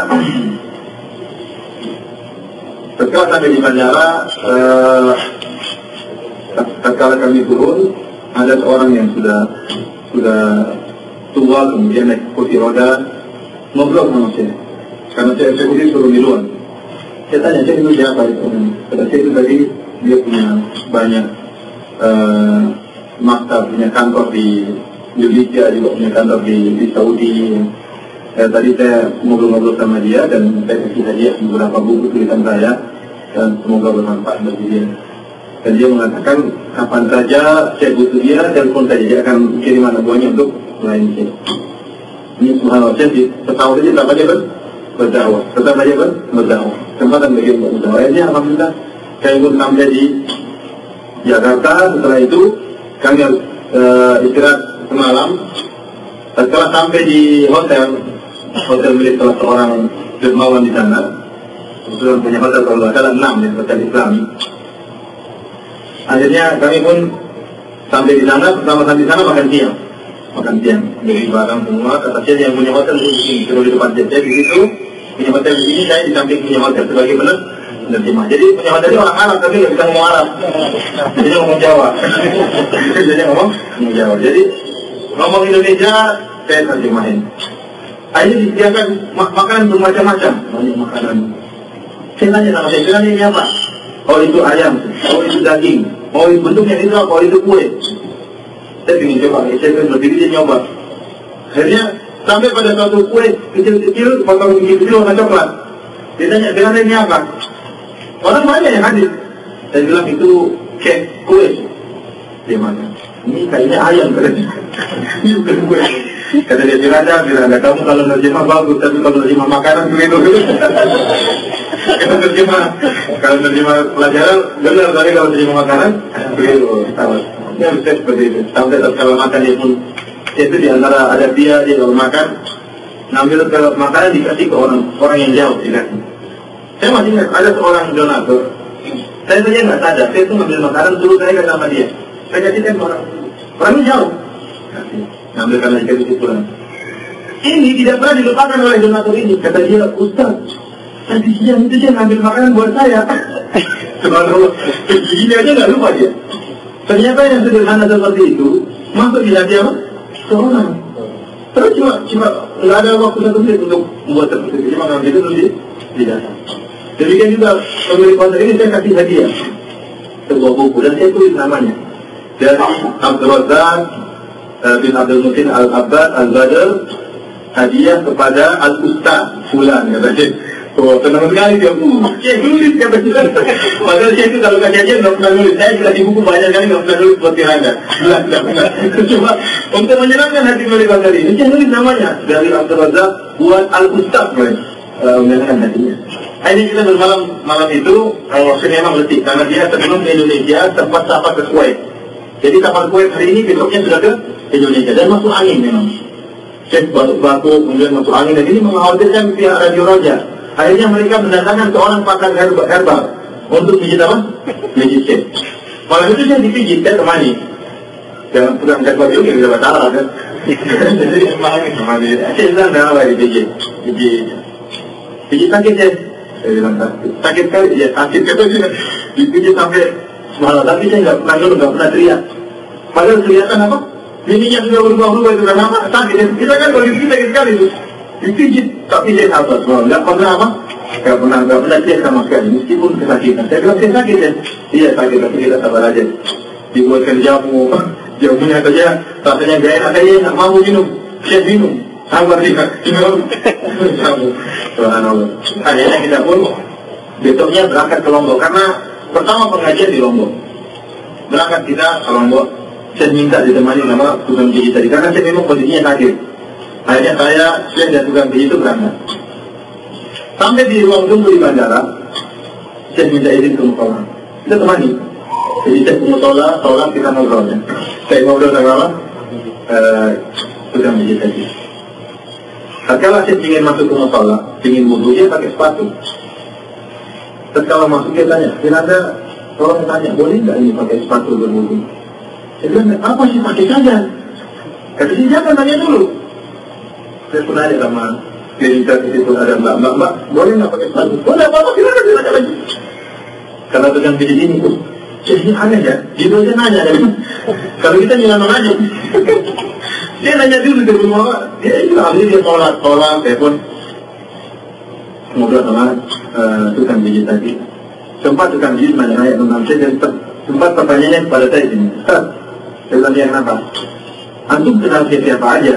Hanya bilang wahai akhi anak gak kenal siapa. Anak kenal si Abdul Razak doang. Kenapa? Itu pun karena beliau ngajar anak 2 tahun. Dan sekarang dosen bimbing anak. Selama 3 tahun dia yang bimbing anak. Gimana gak kenal? Jadi itu anak kenal dia cuma si Abdul Razak yang lainnya gak kenal. Syekh Ibrahim Rohaili yang ngajar anak tahun full aja. Syekh Ibrahim Rohaili tidak kenal anak. Tahu aja anak tapi gak tahu namanya. Apalagi Syekh Sulaiman Rohaili. Oh begitu ya. Kenapa anda bertanya itu? Karena kalau banyak sebagian ustaz ya, katanya, saya kenal semua syekh, apa? Saya kenal semua syekh. Padahal syekhnya belum kenal dia. Tidak benar seperti itu. Karena dia anak jamiah Islamiyah, mahasiswa, tidak pernah ada yang tatkala mengisi pengajian kemudian mengatakan saya murid si Abdul Musa Al-Abbas. Padahal saya tahu teman-teman jamiah ada yang bermajlis sama si Abdul Musa Al-Abbas selama 5 tahun. Ada yang sampai 8 tahun, ada yang 10 tahun, tapi ketika bikin pengajian tidak pernah taruh nama-nama syekh yang lain. Saya murid Syekh Bulan, saya murid Syekh Bulan, dan apa benar? Kalau caranya itu tidak benar ya. Tidak perlu seperti itu. Dan saya memang tidak dikenal sama dia. Akhirnya kita pun berangkat menuju ke Lombok. Sampai di Lombok, ya ini singkat cerita karena waktu yang terbatas ya. Sampai di Lombok, kami pun dijamu makan siang oleh salah seorang Arab di sana. Dia tanya sama saya, Syekh sukanya apa? Saya bilang, Syekh sukanya durian. Sukanya apa? Durian. Dia pun cari durian. Cari durian, kemudian siapkan durian, udang, macam-macam kita pun makan. Setelah itu, sebagian ikhwan mengatakan, apa Syekh kita nggak bisa ngajak, antum jangan jalan karena waktunya terbatas. Kita sekarang tiba siang hari, sebentar lagi sholat asar dan pada maghrib untuk ada pengajian. Sementara perjalanan dari tempat kami ke tempat pengajian sekitar 2 jam. Jadi tidak ada tempat untuk melihat pemandangan di Pulau Lombok. Saya tidak jadi masalah. Saya ketemu kalian, saya sudah senang. Itu tidak jadi masalah. Akhirnya dihidangkan durian, kemudian Syekh itu apa? Makan durian dengan sangat lahap. Dia panggil Firanda, ini durian. Maka nanti di Madinah nggak ada lagi. Akhirnya kita pun berangkat dari tempat ikhwan tersebut menuju ke tempat pengajian. Di tengah perjalanan ada seorang ustaz yang minta Syekh untuk menyarah kitab Aqidah Tahawiyah. Jadi selama perjalanan Syekh ceramah. Orang itu baca makan, nggak lihat dia itu sampai sebenarnya. Itu apa?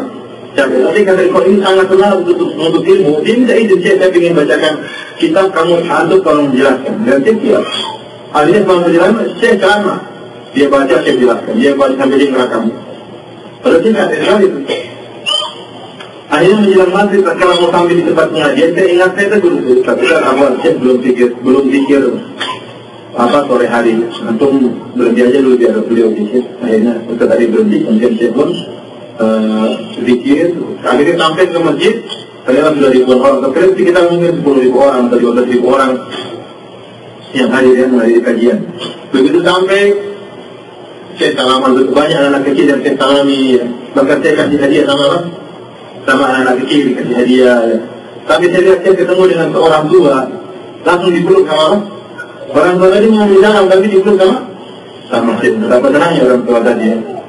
Jadi subhanallah bagaimana tawaduknya beliau bahkan terhadap anak-anak, beliau salami satu persatu terhadap orang tua, beliau peluk ya. Itu semuanya membuat kita terharu kalau melihat akhlak beliau. Karena kita nanti demikian, seorang yang berilmu seharusnya lebih menghormati orang yang lebih tua. Jangan sampai ini mau ceramah juga Arif. Jangan sampai kita semakin berilmu, semakin kurang ajar sama orang yang lebih tua sama kita. Dan kadang tatkala kita belajar, mengaji, terbentuk dalam otak kita, orang yang berilmu harus kita hormati. Itu benar. Orang yang berilmu harus kita hargai. Jika kita terapkan semuanya, akhirnya ada orang tua yang lebih tua dari kita, namun ilmunya kurang, kita tidak hargai. Rasa penghormatan kita pun kurang, padahal lain kan ini mana biwakil kabirah. Bukan dari golongan kami yang tidak menghormati orang tua. Jangan sampai kita demikian, sudah belajar ilmunya sudah tinggi sama orang tua tidak hargai. Justru kita semakin menghargai, justru itu ilmu amalan yang kita terapkan dari ilmu kita. Lihat sih bagaimana ketemu dengan orang tua langsung dia peluk yang menunjukkan penghormatan dia. Dan sekarang ini pengajian tatkala di pengajian banyak orang-orang yang hadir ya.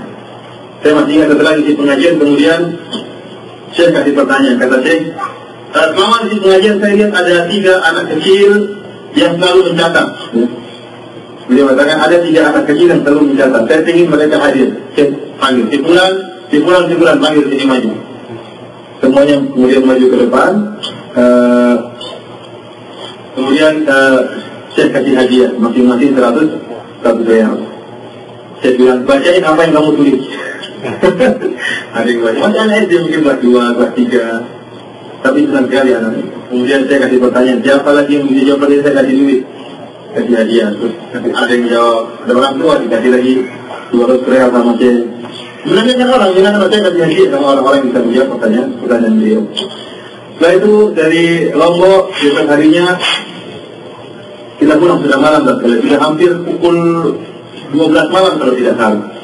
Padahal keberangkatan kita ke Surabaya itu pukul 7 pagi. Saya tanya, kita ketemu di hotel jam berapa? Kalau kalian jemput saya jam berapa? Teman-teman bilang kita jemput antum jam 7 pas. Jam 6 pas, karena jam 7 kita berangkat. Sampai jam 6. Akhirnya malam hari itu tidur, paginya teman-teman datang ke Indonesia. Namun sebelum jam 6, mungkin jam 6 kurang seperempat, mereka tiba di hotel. Ternyata saya tidak ada di dalam itu, diketuk-ketuk pintunya setelah sholat subuh jam 6 kurang seperempat. Diketuk-ketuk pintu, saya tidak jawab. Diketuk-ketuk lagi, ditiap syekh tidak hadir.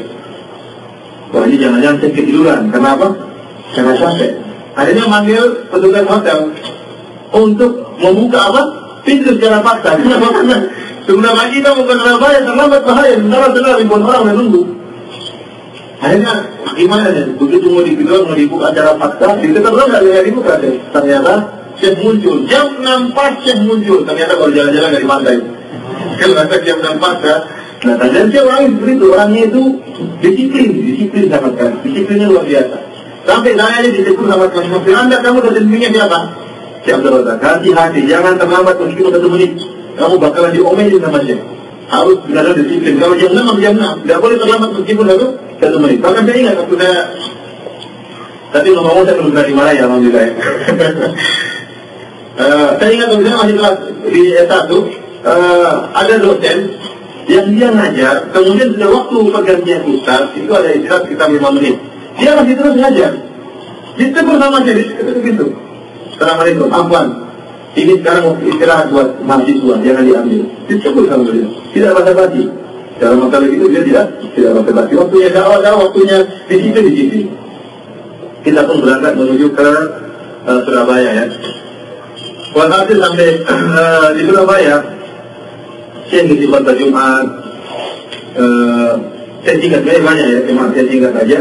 Kemudian setelah itu ada tanya jawab antara hadirin dengan Syekh. 3 pertanyaan yang disampaikan oleh para penanya, semuanya pertanyaannya taswis. Semuanya pertanyaan dari mata. Pertanyaan pertama, Syekh, kenapa ada kuburan Nabi di Masjid Nabawi? Karena yang hadir sebagai orang umum. Pertanyaan kedua, Syekh, kenapa orang kaum muslimin tidak suka sama Ahlul Bait? Pertanyaan ketiga, Syekh, kenapa orang Arab tidak mau nikah sama orang Indonesia?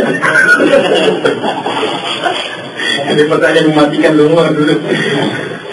Akhirnya saya jawab satu-satu dan dia jawab kan. Yang pertama beliau jawab, yang kedua juga beliau jawab. Di antara jawaban beliau, kata beliau, sesungguhnya kita punya faedah bahwasanya seorang tidak mungkin memberi nama kepada anaknya kecuali dengan nama orang dia cintai. Kata dia, seperti Syekh Muhammad bin Abdul Wahab yang dituduh benci terhadap Ahlul Bait. Wahabi yang katanya benci kepada Ahlul Bait. Ternyata Syekh Muhammad punya anak 7 orang. Semuanya namanya nama-nama Ahlul Bait. Fatimah, Hasan, Hussein, kecuali satu namanya Abdul Aziz. Yang lain semua nama Ahlul Bait. Menunjukkan Syekh Muhammad bin Wahab cinta kepada Ahlul Bait. Tidak mungkin dari nama anak-anaknya dengan nama-nama Hasan, Hussein, Fatimah, Ali. Tidak mungkin, kecuali karena cinta kepada mereka. Kata dia demikian juga bapak saya punya saudara namanya Hasan, Hussein, dan yang lainnya Ali. Ya. Kemudian kata saya ingin para hadirin pada hadirin pada Jumat, siapa yang di antara mereka punya anak namanya nama Ahlul Bait, tolong angkat tangan. Ternyata banyak yang angkat. Hampir hadirin semuanya yang angkat tangan. Kata dia berarti penanya tadi tidak benar statementnya yang mengatakan bahwasanya kaum muslimin tidak suka dengan Ahlul Bait itu tidak benar. Buktinya kaum muslimin banyak yang menamakan anak-anak mereka dengan nama-nama Ahlul Bait. Tinggal pertanyaan ketiga, kenapa orang Arab tidak mau menikah dengan orang? Akhirnya pihak takmir masjid tidak membacakan soal itu kepada Syekh. Khawatir, katanya apa ini karena waktunya sudah terbatas. Akhirnya kita pun pergi. Padahal Syekh sudah siapkan jawaban. Terus saya bilang, Anda bilang Syekh tadi ada pertanyaan seperti itu. Coba dibacakan, dia sudah punya jawaban. Sebelum sampai ke bandara kita sempat makan barangnya. Kita dimakan nasi putih. Syekh itu orang Saudi, dimakan nasi putih. Saya ini sayur kangkung. Tapi saya makan ikan apa? Ikan gurami, dia makan dan lahap makannya. Saya makan sayur, saya tanya itu apa kira-kira itu? Itu sayur apa? Saya ada bilang itu obat tidur. Saya mau kan itu. Saya mau tidur kan. Akhirnya dikasih makan dan kampung makan minta tambah lagi saya lah. Masya Allah, makanan dia tidak pernah cerewet. Dikasih makan apa aja beliau makan. Nasi putih, nasi puding, nasi goreng dimakan semua sama beliau. Masya Allah, itu yang menyenangkan kita sekarang apa? Karena kita khawatir sekarang ini nggak cocok nanti rewel. Tapi beliau tidak rewel sama sekali. Sampailah kita di Jakarta ya. Di Jakarta kita cerita pokoknya ada pengajian untuk ustaz-ustaz dikumpulkan seluruhnya. Ustaz-ustaz sekitar 300 orang karena undangan terbatas ya. Akhirnya kebetulan yang undang beliau adalah Menteri Patriliat Akbar. Itu menteri apa ya? Menteri apa? Hukum dan Hak Asasi Manusia kalau nggak salah. Saya baru lihat orangnya karena itu aja. Ternyata dia yang undang Syekh untuk ngisi agar ustaz-ustaz itu pengajiannya di koah di apa namanya aula yang beliau sediakan di gedung kementerian. Akhirnya setelah itu setelah ustaz kumpul yang membuka acara tersebut Bapak Patriliat Akbar ini. Akhirnya dia ceramah, dia cerita kata dia Pak Menteri, saya baru pertama kali saya jalan ikut politik ya. Baru pertama kali beliau, kata beliau yang pertama kali ngaji dengan radio itu supir saya.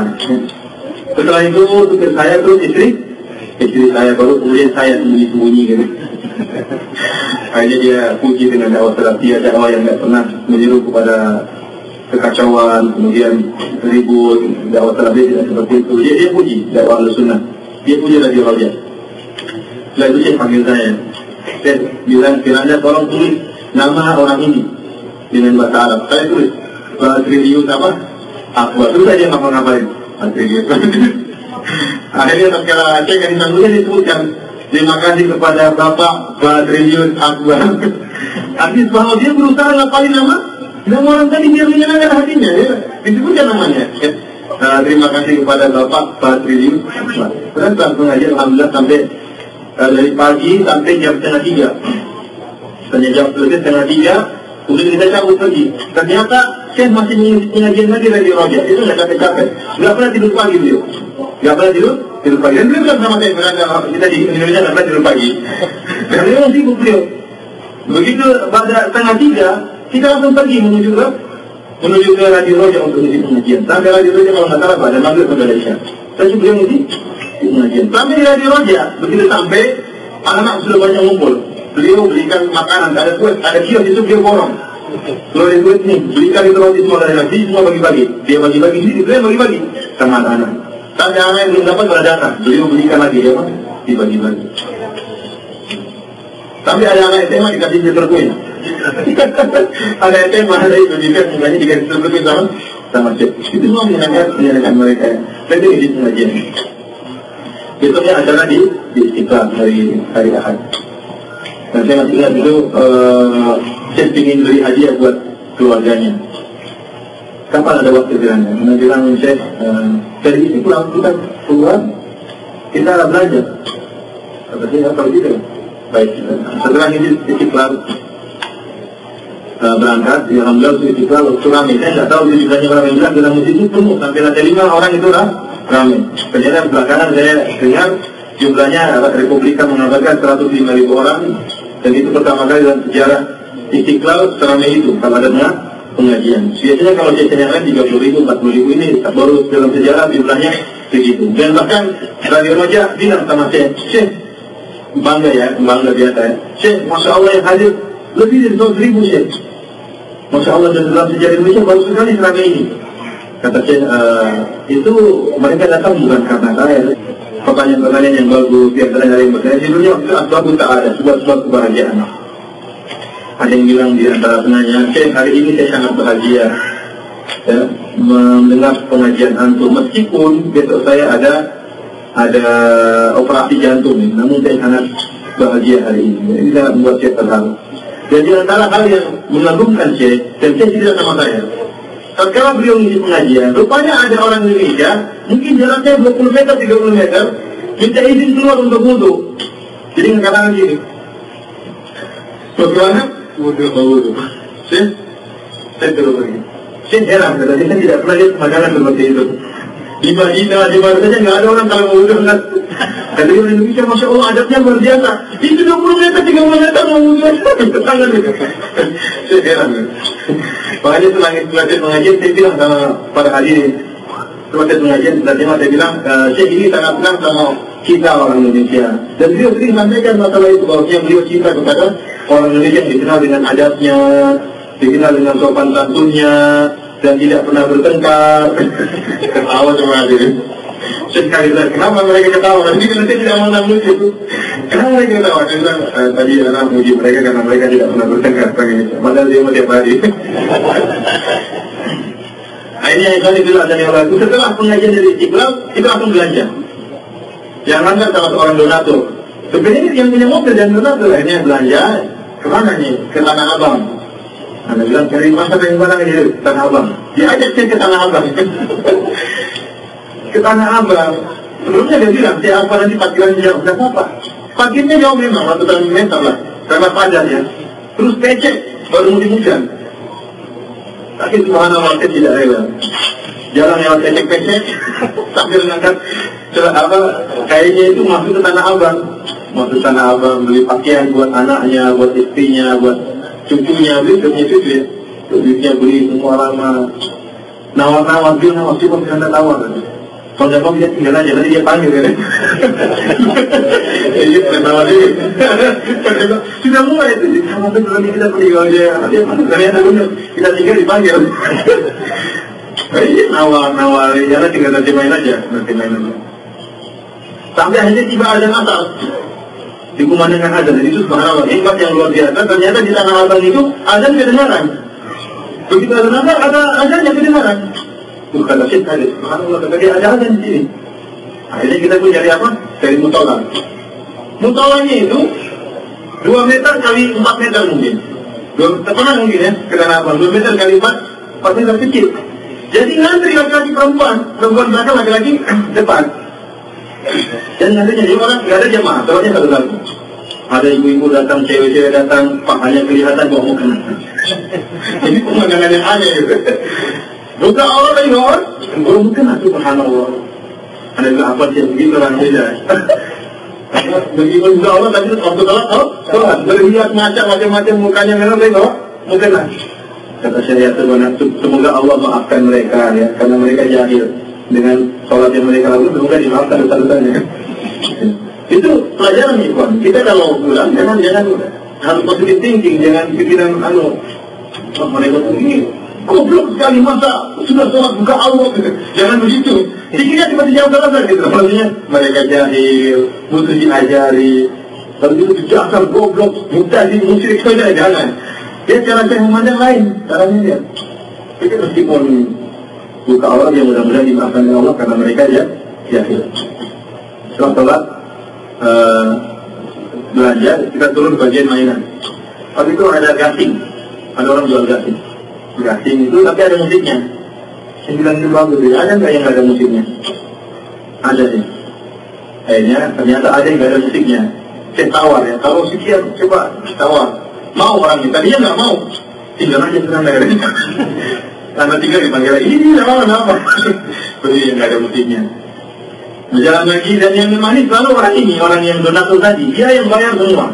Karena dia punya uangnya uang real. Yang punya uang rupiah, donatur ini yang supir tadi dia donatur. Dia yang biayai berangkat kemana? Ke Indonesia dia yang biayai. Ngatur ke masalah itu dia biayai semua. Namun dia sebagai supir, dia tahu orangnya tahu. Akhirnya dia belajar kemudian bayar kata dia, Ustaz kamu berjanji konsep terus, pokoknya yang bayar gitu dia bayar. Tapi Ustaz tadinya mau bayar, dia mereka nggak akan terima uang real, nanti saja. Akhirnya kita belajar, sampai akhirnya dia berhenti pada sebuah mainan monyet yang bisa satu-satu sendiri. Saya melihat lama itu orang menit. Kenapa sih? Bang, aku itu menarik. Cuma gambar monyet kan. Ya udah, tinggal aja. Jalan. Sampai ke tempat parkir, jalan-jalan kecil-kecil gitu. Tapi saya subhanallah, nggak rewel sama sekali. Jadi makanan nggak rewel, jalan juga nggak rewel. Sampai sana ternyata ada barang yang keluar satu kantong. Jadi orang itu mungkin ada 6 kantong, kantong satunya hilang. Supir tadi lupa satu kantong, dia gelisah dia. Waduh, ini barang sudah dipilihkan hilang. Hanya dia, aduh maaf saya ini ada barang satu plastik hilang. Gelisah dia kata, Cik, nggak apa-apa, jangan khawatir. Saya pukul apa? Jangan khawatir. Jadi dia kasih tahu, jangan sedih, nggak apa-apa itu, nggak ada masalah. Itu bilang nggak apa-apa, itu dan mau apa? Akhirnya lega juga orang itu. Setelah itu di tengah perjalanan saya keluarkan uang 2.000 real untuk apa? Kasih dana bagi. Kata dia ini tadi ongkos belanjaan.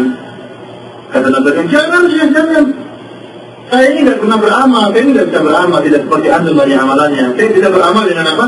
Dengan kasih hadiah buat antum. Itu hadiah saya buat antum. Kata saya tidak, kamu harus terima. Tidak, saya tidak mau, saya tidak mau.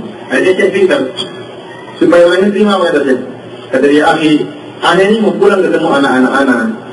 Anak mau kasih tahu, anak-anakku ini hadiah bapak berikan buat kalian. Kalau kalian bayar kamu gimana?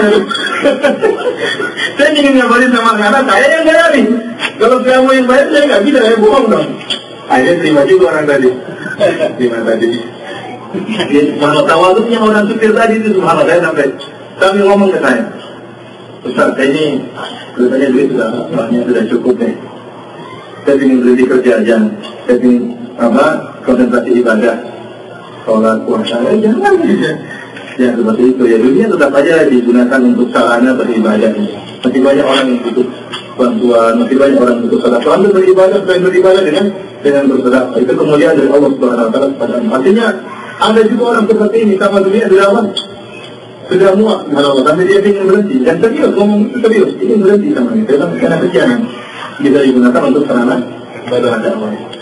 Kemudian Ikhwan Fillah dan yang lain cerita akhirnya kita pun kembali ke Madinah ya, naik pesawat menuju dari bandara menuju ke Madinah. Tatkala kita di bandara di Kedara yang mau naik pesawat, saya kehabisan duit 2.000 tadi dari garis sama dikasih saya. Duitnya habis.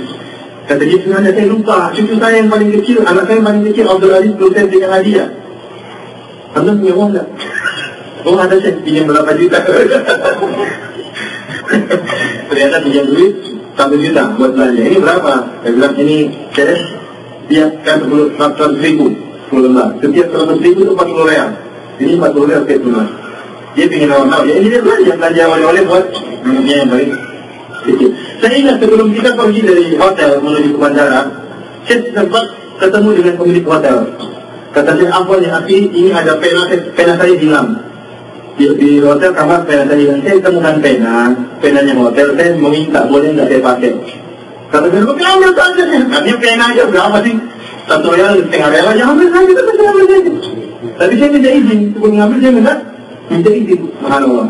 Kita mungkin kalau kita itu kan sarana hotel sebagaimana sabun, pena juga disediakan. Ngapain minta izin? Saya minta izin. Ini pena saya minta izin, boleh nggak saya pakai aja?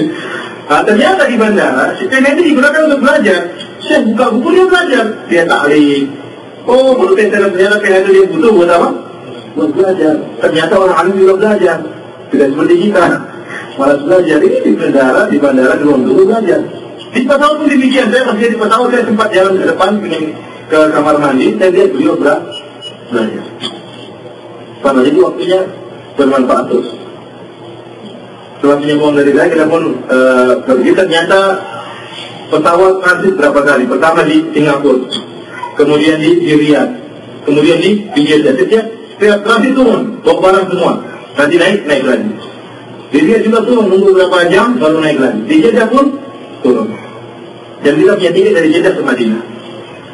Sampai di Jeddah, jadi tiket semua saya pegang. Sampai di Jeddah, kita turun, saya ingin segera ke Madinah karena mengejar pesawat berikutnya. Begitu turun dari pesawat, ternyata tiket saya ketinggalan. Tiket saya dan tiket saya ketinggalan di pesawat. Sudah ambil barang-barang semua. Kita mengurus ke Jeddah, kata Syekh mana tiketnya? Apa Syekh Males? Tiketnya ketinggalan di mana? Di pesawat. Ya mungkin diambil lagi, sudah repot. Waduh, saya sudah waktu ini bakal diomel ini. Kayaknya tidak apa-apa. Jadi kita berusaha coba kita apa lapor, siapa tahu bisa dikeluarkan tiket. Lapor ya tidak berhasil. Akhirnya kita naik mobil dari Jeddah menuju Madinah. Di tengah perjalanan berhenti. Kata dia kiranya pada uang lagi enggak pinjam. Anda pinjamin nanti. Pinjamin duit real gitu, pinjam duit 100 real. Dia pinjam, dia belanja ke Bakola. Pulang dia bawa coklat banyak. Kata dia ini buat oleh-oleh buat anak-anakmu. Jadi pinjam duit buat beli oleh-oleh buat apa? Buat anak-anak, karena nggak beli oleh-oleh buat anak-anak. Apa dia anak-anak? Jadi yang belikan dia apa? Dia yang pinjam duit buat. Jadi utang saya sekarang yang oleh-oleh ya udah. Sampai di Madinah, bahkan barang-barang beliau tidak diturunkan langsung. Supirnya disuruh ngantar ke ngantar anak dulu. Dan saya begitu saya Madinah tidak istirahat, langsung ngajar di Jamiah Islamiyah. Demikian Ikhwan Fillah dari cerita singkat tentang perjalanan anak bersama beliau karena waktu sudah habis. Sebenarnya masih banyak faedah yang kita berikan waktu. Semoga ada manfaatnya dan ini merupakan cambuk bagi kita sebagai Ahlussunnah wal Jamaah. Hendaknya kita berakhlak sebagaimana akhlak para ulama kita ini. Kita sangat jauh dari akhlak yang mulia. Yang seharusnya akhlak merupakan ciri dakwah Ahlussunnah wal Jamaah. Oleh karena itu saatnya bagi kita untuk jelaskan kepada masyarakat bahwasanya dakwah Ahlussunnah adalah dakwah yang memperhatikan masalah tauhid dan juga memperhatikan masalah akhlak. Demikian saja kurang lebihnya saya mohon maaf.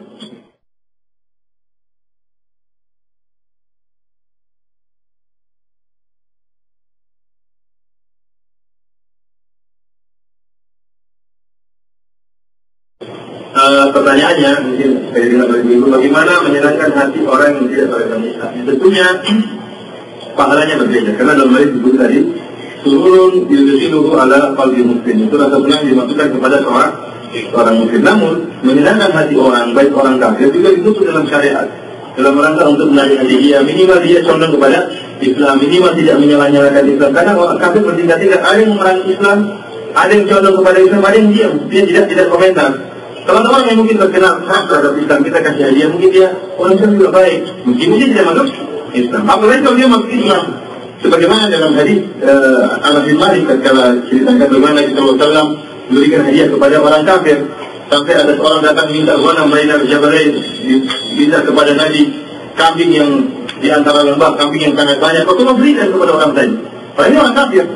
Sampai orang ini pun saking senangnya dikasih kambing yang begitu banyak oleh Nabi, dia pun pulang ke kampungnya. Kata dia, ya qaumi aslimu, fa inna Muhammadan yu'ti ata'a man lam yakhshal faqr. Kata dia, wahai kaumku, masuk Islamlah kalian, karena si Muhammad itu sudah beri. Dia tidak pernah takut miskin, saking gembiranya dia. Dan yang dikasih kambing masuk Islam. Jadi dia Abdullah bin Umayyah, dan sekarang lagi perang Hunain, Rasulullah berikan kepada dia mi'at ibil. Rasulullah kasih dia 100 ekor onta.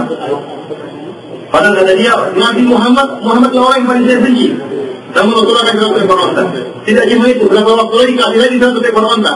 Tidak cuma itu, berapa lagi waktu kasih lagi 100 ekor onta. Sampai 300 ekor onta. Akhirnya dia pun masuk Islam. Jadi dia mengatakan, dahulu Muhammad orang yang paling saya benci, sekarang orang yang paling saya cinta. Jadi dia mengapa untuk kasih hadiah kepada orang kafir. Dalam rangka tadi manfaatnya ada. Ya, di antaranya tadi mungkin mengurangi keburukan dia terhadap Islam, atau kalau kita masuk Islam. Oleh karena itu kita niatkan sekarang kasih hadiah kepada orang kafir dalam rangka untuk mendakwahi.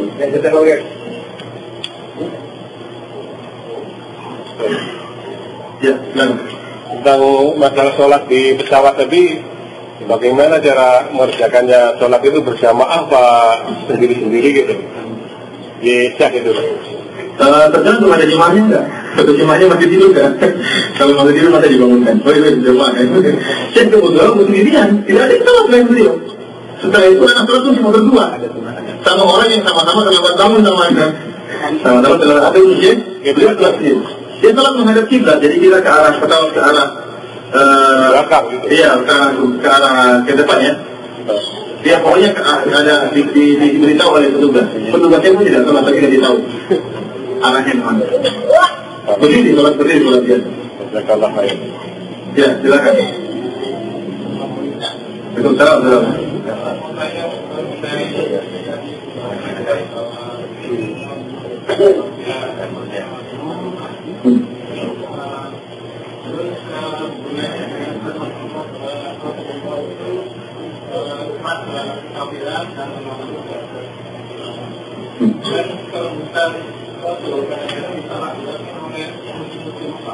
Kalau orang Islam diprovokasi, kita tidak boleh bereaksi. Kita dengan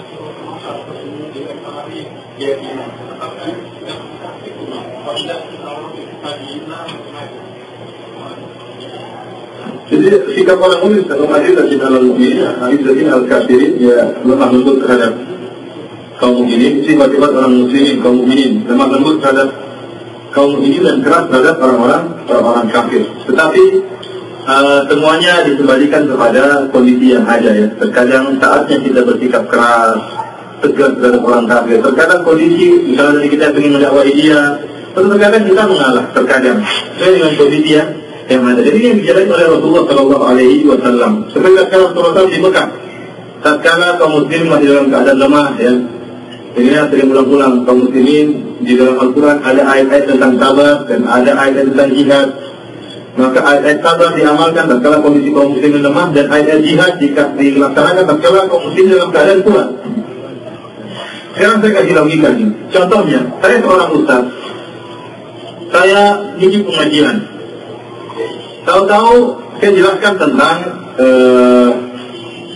tentang kemaksiatan misalnya. Saya jelaskan bahwasanya minum bir itu hukumnya haram, zina itu hukumnya haram. Tiba-tiba datang salah seorang anak pimpinan Brimob, orang kafir. Dia pukul saya, dia suka berzina dan suka minum bir. Saya dipukul di depan umum, di depan murid-murid saya. Namun dia tidak balas. Ya, bahkan dia mengajak untuk bunuh saya, namun dia tidak balas. Kenapa dia tidak balas? Karena saya tahu kalau saya balas, saya pukul dia. Kalau dia lapor kepada bapaknya, bahkan Brimob satu tom akan nembak kita semua, bahkan seluruh pengajian akan dihabisi sama Brimob tersebut. Apakah perbuatan yang benar kalau saya pun membalas? Padahal bisa mengakibatkan apa? Semuanya terbunuh. Tentunya Islam melihat maslahat dan mudarat. Bahkan kita tidak ingin kita mati dalam keadaan artinya jadi bahan tertawa oleh orang-orang kafir. Oleh karena kalau kita lihat Rasulullah SAW tatkala di Fatih Mekah dalam keadaan lemah, Rasulullah SAW tidak bisa berkutik. Tatkala Bilal disiksa, ditaruh di atas batu, dijemur di matahari, Rasulullah tidak bisa menolong. Tatkala keluarga Ammar bin Yasir dibunuh oleh orang kafir, Rasulullah mengatakan sabran ala Yasir fa inna mawa'idakumul jannah. Sabarlah wahai keluarga Yasir, sungguhnya Allah menjanjikan surga bagi kalian. Rasulullah tidak bisa berkutik. Kenapa? Karena jumlah kaum muslimin hanya bisa dihitung dengan jari. Dan kalau secara logika mereka melakukan perlawanan akan meninggal semuanya. Secara logika kita agama bukan agama hayalan, tapi agama juga melihat logika. Makanya Allah mengatakan al-ana khafafallahu ankum wa alima anna fikum dha'fa fa iyyakum minkum mi'atun sabiratun yaghlibu mi'atayn. Kata Allah Subhanahu wa ta'ala, sekarang Allah tahu kalian lemah dan Allah melihat kelemahan kalian. Kalau ada 100 orang yang sabar bisa mengalahkan 200 orang. Kalau ada 1000 yang sabar bisa mengalahkan 2000 orang. Artinya kata para ulama 1/3 boleh lari. 1/3 boleh lari karena dia tidak boleh mati konyol. Namun ingat ikhwan fillah dari Allah, tidak ada peperangan Nabi sekalipun yang menang karena kekuatan fisik, tidak ada. Tapi semuanya menang karena kekuatan iman. Seandainya kita kaum muslimin meskipun lemah, namun imannya tinggi, kita bisa perang aja, tidak apa-apa. Taruhlah kita nekat, tapi dengan syarat imannya harus tinggi. Jadi masalah sekarang bagaimana orang menyuarakan jihad? Yang praktek riba berapa di kaum muslim? Indonesia yang praktek zina berapa? Porno saja mau ditutupi protes orang. Iya enggak? Di demo sama orang untuk apa? Internet mau diblokir yang porno-porno. Di protes saja sama orang. Masjid yang penuhi berapa orang?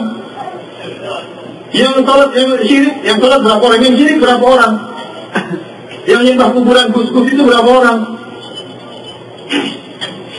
terlalu banyak. 25 berapa orang? Ya, artinya sudah saatnya kan kita bergiat memerangi orang lain. Kalau sudah saatnya silakan. Kalau sudah terpenuhi dua syarat, kekuatan iman sama kekuatan fisik. Karena tidak boleh kita mati konyol dapat orang kafir. Adapun kalau kita kuat, maka di situ kita mengamalkan ayat jihad. Saya katakan bisa jadi kita lemah kekuatan fisik, tapi kalau iman kuat, Allah akan menangkan kita. Jadi masalahnya sekarang kita terpuruk dalam doa. Iman terpuruk, fisik juga terpuruk. Yang terjadi hanya pemboman liar itu dibongkar hanya makanan yang timbul lebih banyak, makanan yang timbul lebih kerusakan yang timbul lebih banyak daripada kemaslahatan. Oleh karena itu semua ayat tidak kita terapkan hadis-hadis tentang bagaimana kerasnya Nabi terhadap orang kafir diterapkan pada tempatnya dan bagaimana lembutnya Nabi terhadap orang kafir tetap ditempatkan pada tempatnya. Tidak boleh kita secara mudah sebagaimana tadi kata Pak ada orang salah paham. Jadi terapkan secara mudah, kita harus terus lembut terhadap orang kafir juga sesuai dengan kondisi dan keadaan sesuai dengan masalah. Agama ini dibangun di atas masalah dan mudarat. Kalau kita lembut terhadap orang kafir, ada kemaslahatannya lakukan. Kasih hadiah, tinggal dia masuk Islam lakukan. Kalau ada kemudaratan jangan kita lakukan. Allah Taala. Ada lagi yang bertanya?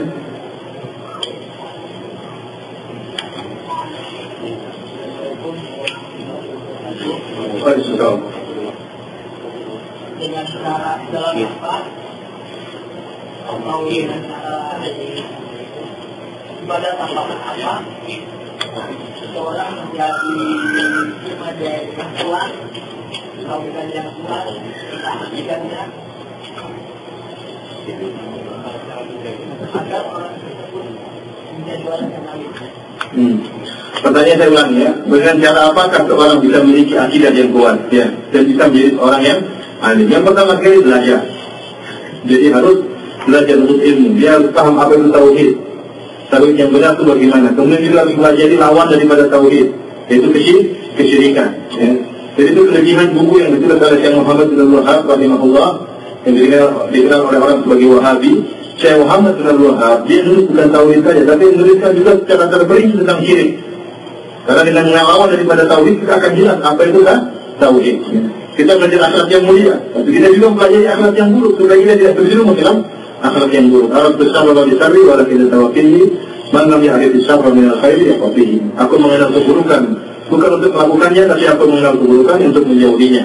Barang siapa yang hanya mengenal kebaikan dan tidak mengenal keburukan akan terjerumus dalam keburukan tersebut.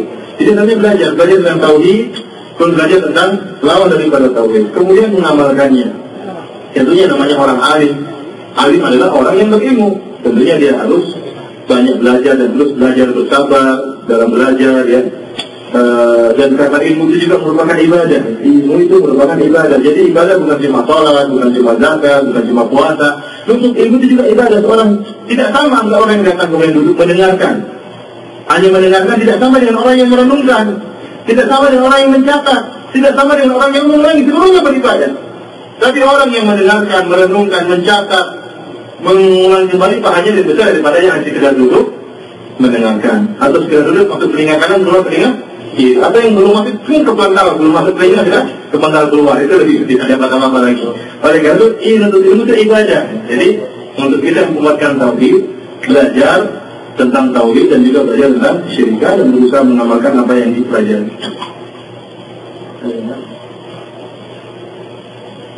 Ya, silakan.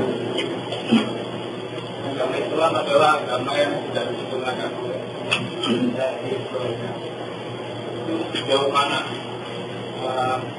kita ulama kita mengenai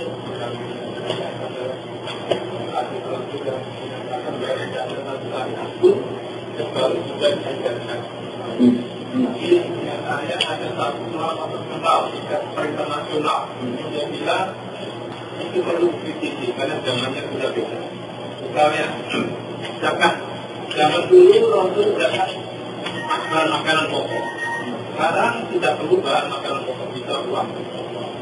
Itu salah satu kritik dari satu ulama terkenal. Mungkin kita dari kapal. Nah, makanya saya misalnya sejauh mana kita ngobrol-ngobrol itu ya.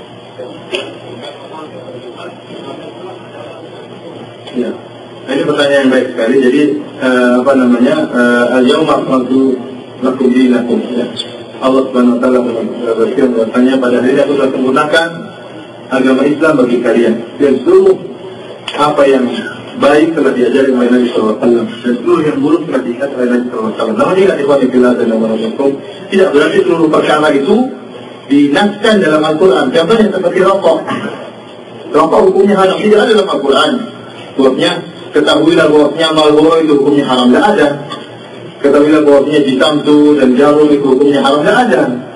Dalam hadis Nabi juga tidak ada. Akan tapi sudah ada dalil yang bisa diambil istinbat, diambil hukum tentang hukumnya apa? Haramnya rokok, meskipun tidak ada nas bahwasanya rokok itu haram, ya tidak ada. Tapi semua orang tahu rokok itu hukumnya haram. Makanya kita bilang tidak ada seorang pun yang merokok bilang Bismillah, ya. Tidak ada. Bismillah. Sudah selesai? Alhamdulillah, tidak ada. Karena orang pun kalau disuruh Bismillah, dia malu hati, dia tahu tidak benar bilang Bismillah karena merokok. Dia tahu bahwa ini hukumnya haram. Tapi ada dalil yang jelas. Wa yuharrimu alaihimul qaba'ih. Dalam Al-Quran bahwasanya Nabi Muhammad itu mengharamkan hal yang jelek. Oh, berarti itu haram. Kata Rasulullah, tidak boleh memberi kemudaratan kepada diri sendiri dan tidak boleh memberi kemudaratan kepada orang lain, dan rokok termasuk memberi kemudaratan kepada diri sendiri dan memberi kemudaratan kepada orang lain. Jadi ini agama itu sempurna. Segala masalah yang timbul bisa kita kembalikan kepada dalil yang umum seperti tadi. Rokok, masalah yang lain, kita kembali kepada dalil yang umum yang kita bisa analogikan dengan hukum-hukum yang pernah terjadi di zaman Nabi Sallallahu Alaihi Wasallam. Jadi tidak mungkin kita bikin hukum baru yang menyelisihi hukum di zaman Rasulullah SAW. Sekarang timbul kritik, ya. Kritik bahwasanya sekarang zakat tidak lagi cocok dengan apa? Kondisi. Kenapa tidak cocok? Saya bilang tidak cocok. Orang masih butuh beras, orang masih butuh makanan, ya. Kalau mau sedekah, pintu sedekah terbuka. Pintu zakat yang lain terbuka. Karena ada zakat emas, ya. Ada nggak zakat emas? Ada zakat duit, ya? Ya ada zakat makanan. Kenapa kita menutup pintu zakat makanan? Suruh ganti pakai apa tadi? Waduh. Ya kalau dengan alasan bahwasanya tidak pantas lagi dengan itu tidak benar kalau alasan seperti itu. Dengan alasan lagi tidak pantas dengan mengeluarkan dalam bentuk maka masih banyak orang kita kirim. Suatu saat kita kirim duit ternyata beras nggak ada. Kita kirim ke misalnya ke sebuah pulau, dikirim duitnya orang sana nggak ada yang salam beras. Mau makan duitnya buat apa? Kita kirim beras buat makan. Oleh karena itu dengan alasan seperti itu tidak cocok lagi di zaman sekarang, itu alasan tidak benar. Alasannya yang berarti sekarang pun orang tetap butuh pada beras. Kita pun masih terus makan beras. Masih banyak pakai miskin yang butuh beras. Dan masih banyak pakai miskin yang jual. Ada pun masalah sedekah masih terbuka. Zakat yang lain, ada zakat jual beli, ada zakat emas, ada zakat duit, ya. Bisa dikeluarkan dengan jalan-jalan yang lain. Jadi mengatakan sudah tidak itu butuh penelaah yang lebih dalam lagi, pengamatan yang lebih dalam. Perkataan sudah tidak cocok lagi, itu masalah besar, ya. Butuh harus betul nggak dalilnya, betul nggak kenyataannya tidak cocok lagi, ya. Contohnya tidak cocok seperti zaman Nabi, contohnya, ya. Zaman Nabi sholat pakai sepatu masuk dalam masjid, benar itu. Contoh adalah sepatu itu. Sholat pakai hook, sudah pakai apa? Pakai sepatu. Dan itu diterapkan oleh para sahabat. Nabi di sini sholat pakai sepatu. Sekarang bisa nggak diterapkan sekarang? Seorang masuk masjid Nabawi pakai sepatu. Karena Nabi SAW kalau sebelum masuk masjid dia sepatunya ada kotoran nggak? Kalau ada kotoran digosok terus masuk dalam masjid. Karena dulu dari pasir, dan pasir itu punya sifat membersihkan, ya. Dan tidak akan terjaga baunya kan hilang. Adapun karpet tentunya berbeda. Di Masjid Nabawi kalau ada orang sekarang tidak menerapkan setengah hati pakai sepatu, baru ada kainnya kita gosokkan di lantai terus masuk kan? Ya itu nggak pas kalau seperti itu. Kalau itu mungkin gambarnya benar. Artinya bukan sunnahnya dirubah, tapi penerapannya itu di zaman Nabi seperti itu, karena tanah yang berpasir yang tidak diterapkan sekarang. Oleh karena itu mengatakan tidak apa itu butuh penelitian, butuh apa? Kebenaran kondisi yang ada. Adapun tadi perkataan bahwasanya mengeluarkan zakat dengan makanan sekarang tidak benar. Masih banyak orang butuh dengan makanan. Demikian saja pengajian kita hari ini. Yang sebelumnya saya mohon maaf. Semoga Allah maafkan kita semua. Subhanallahi wa bihamdihi, asyhadu an la ilaha illa anta, astaghfiruka wa atubu ilaik. Assalamualaikum warahmatullahi wabarakatuh.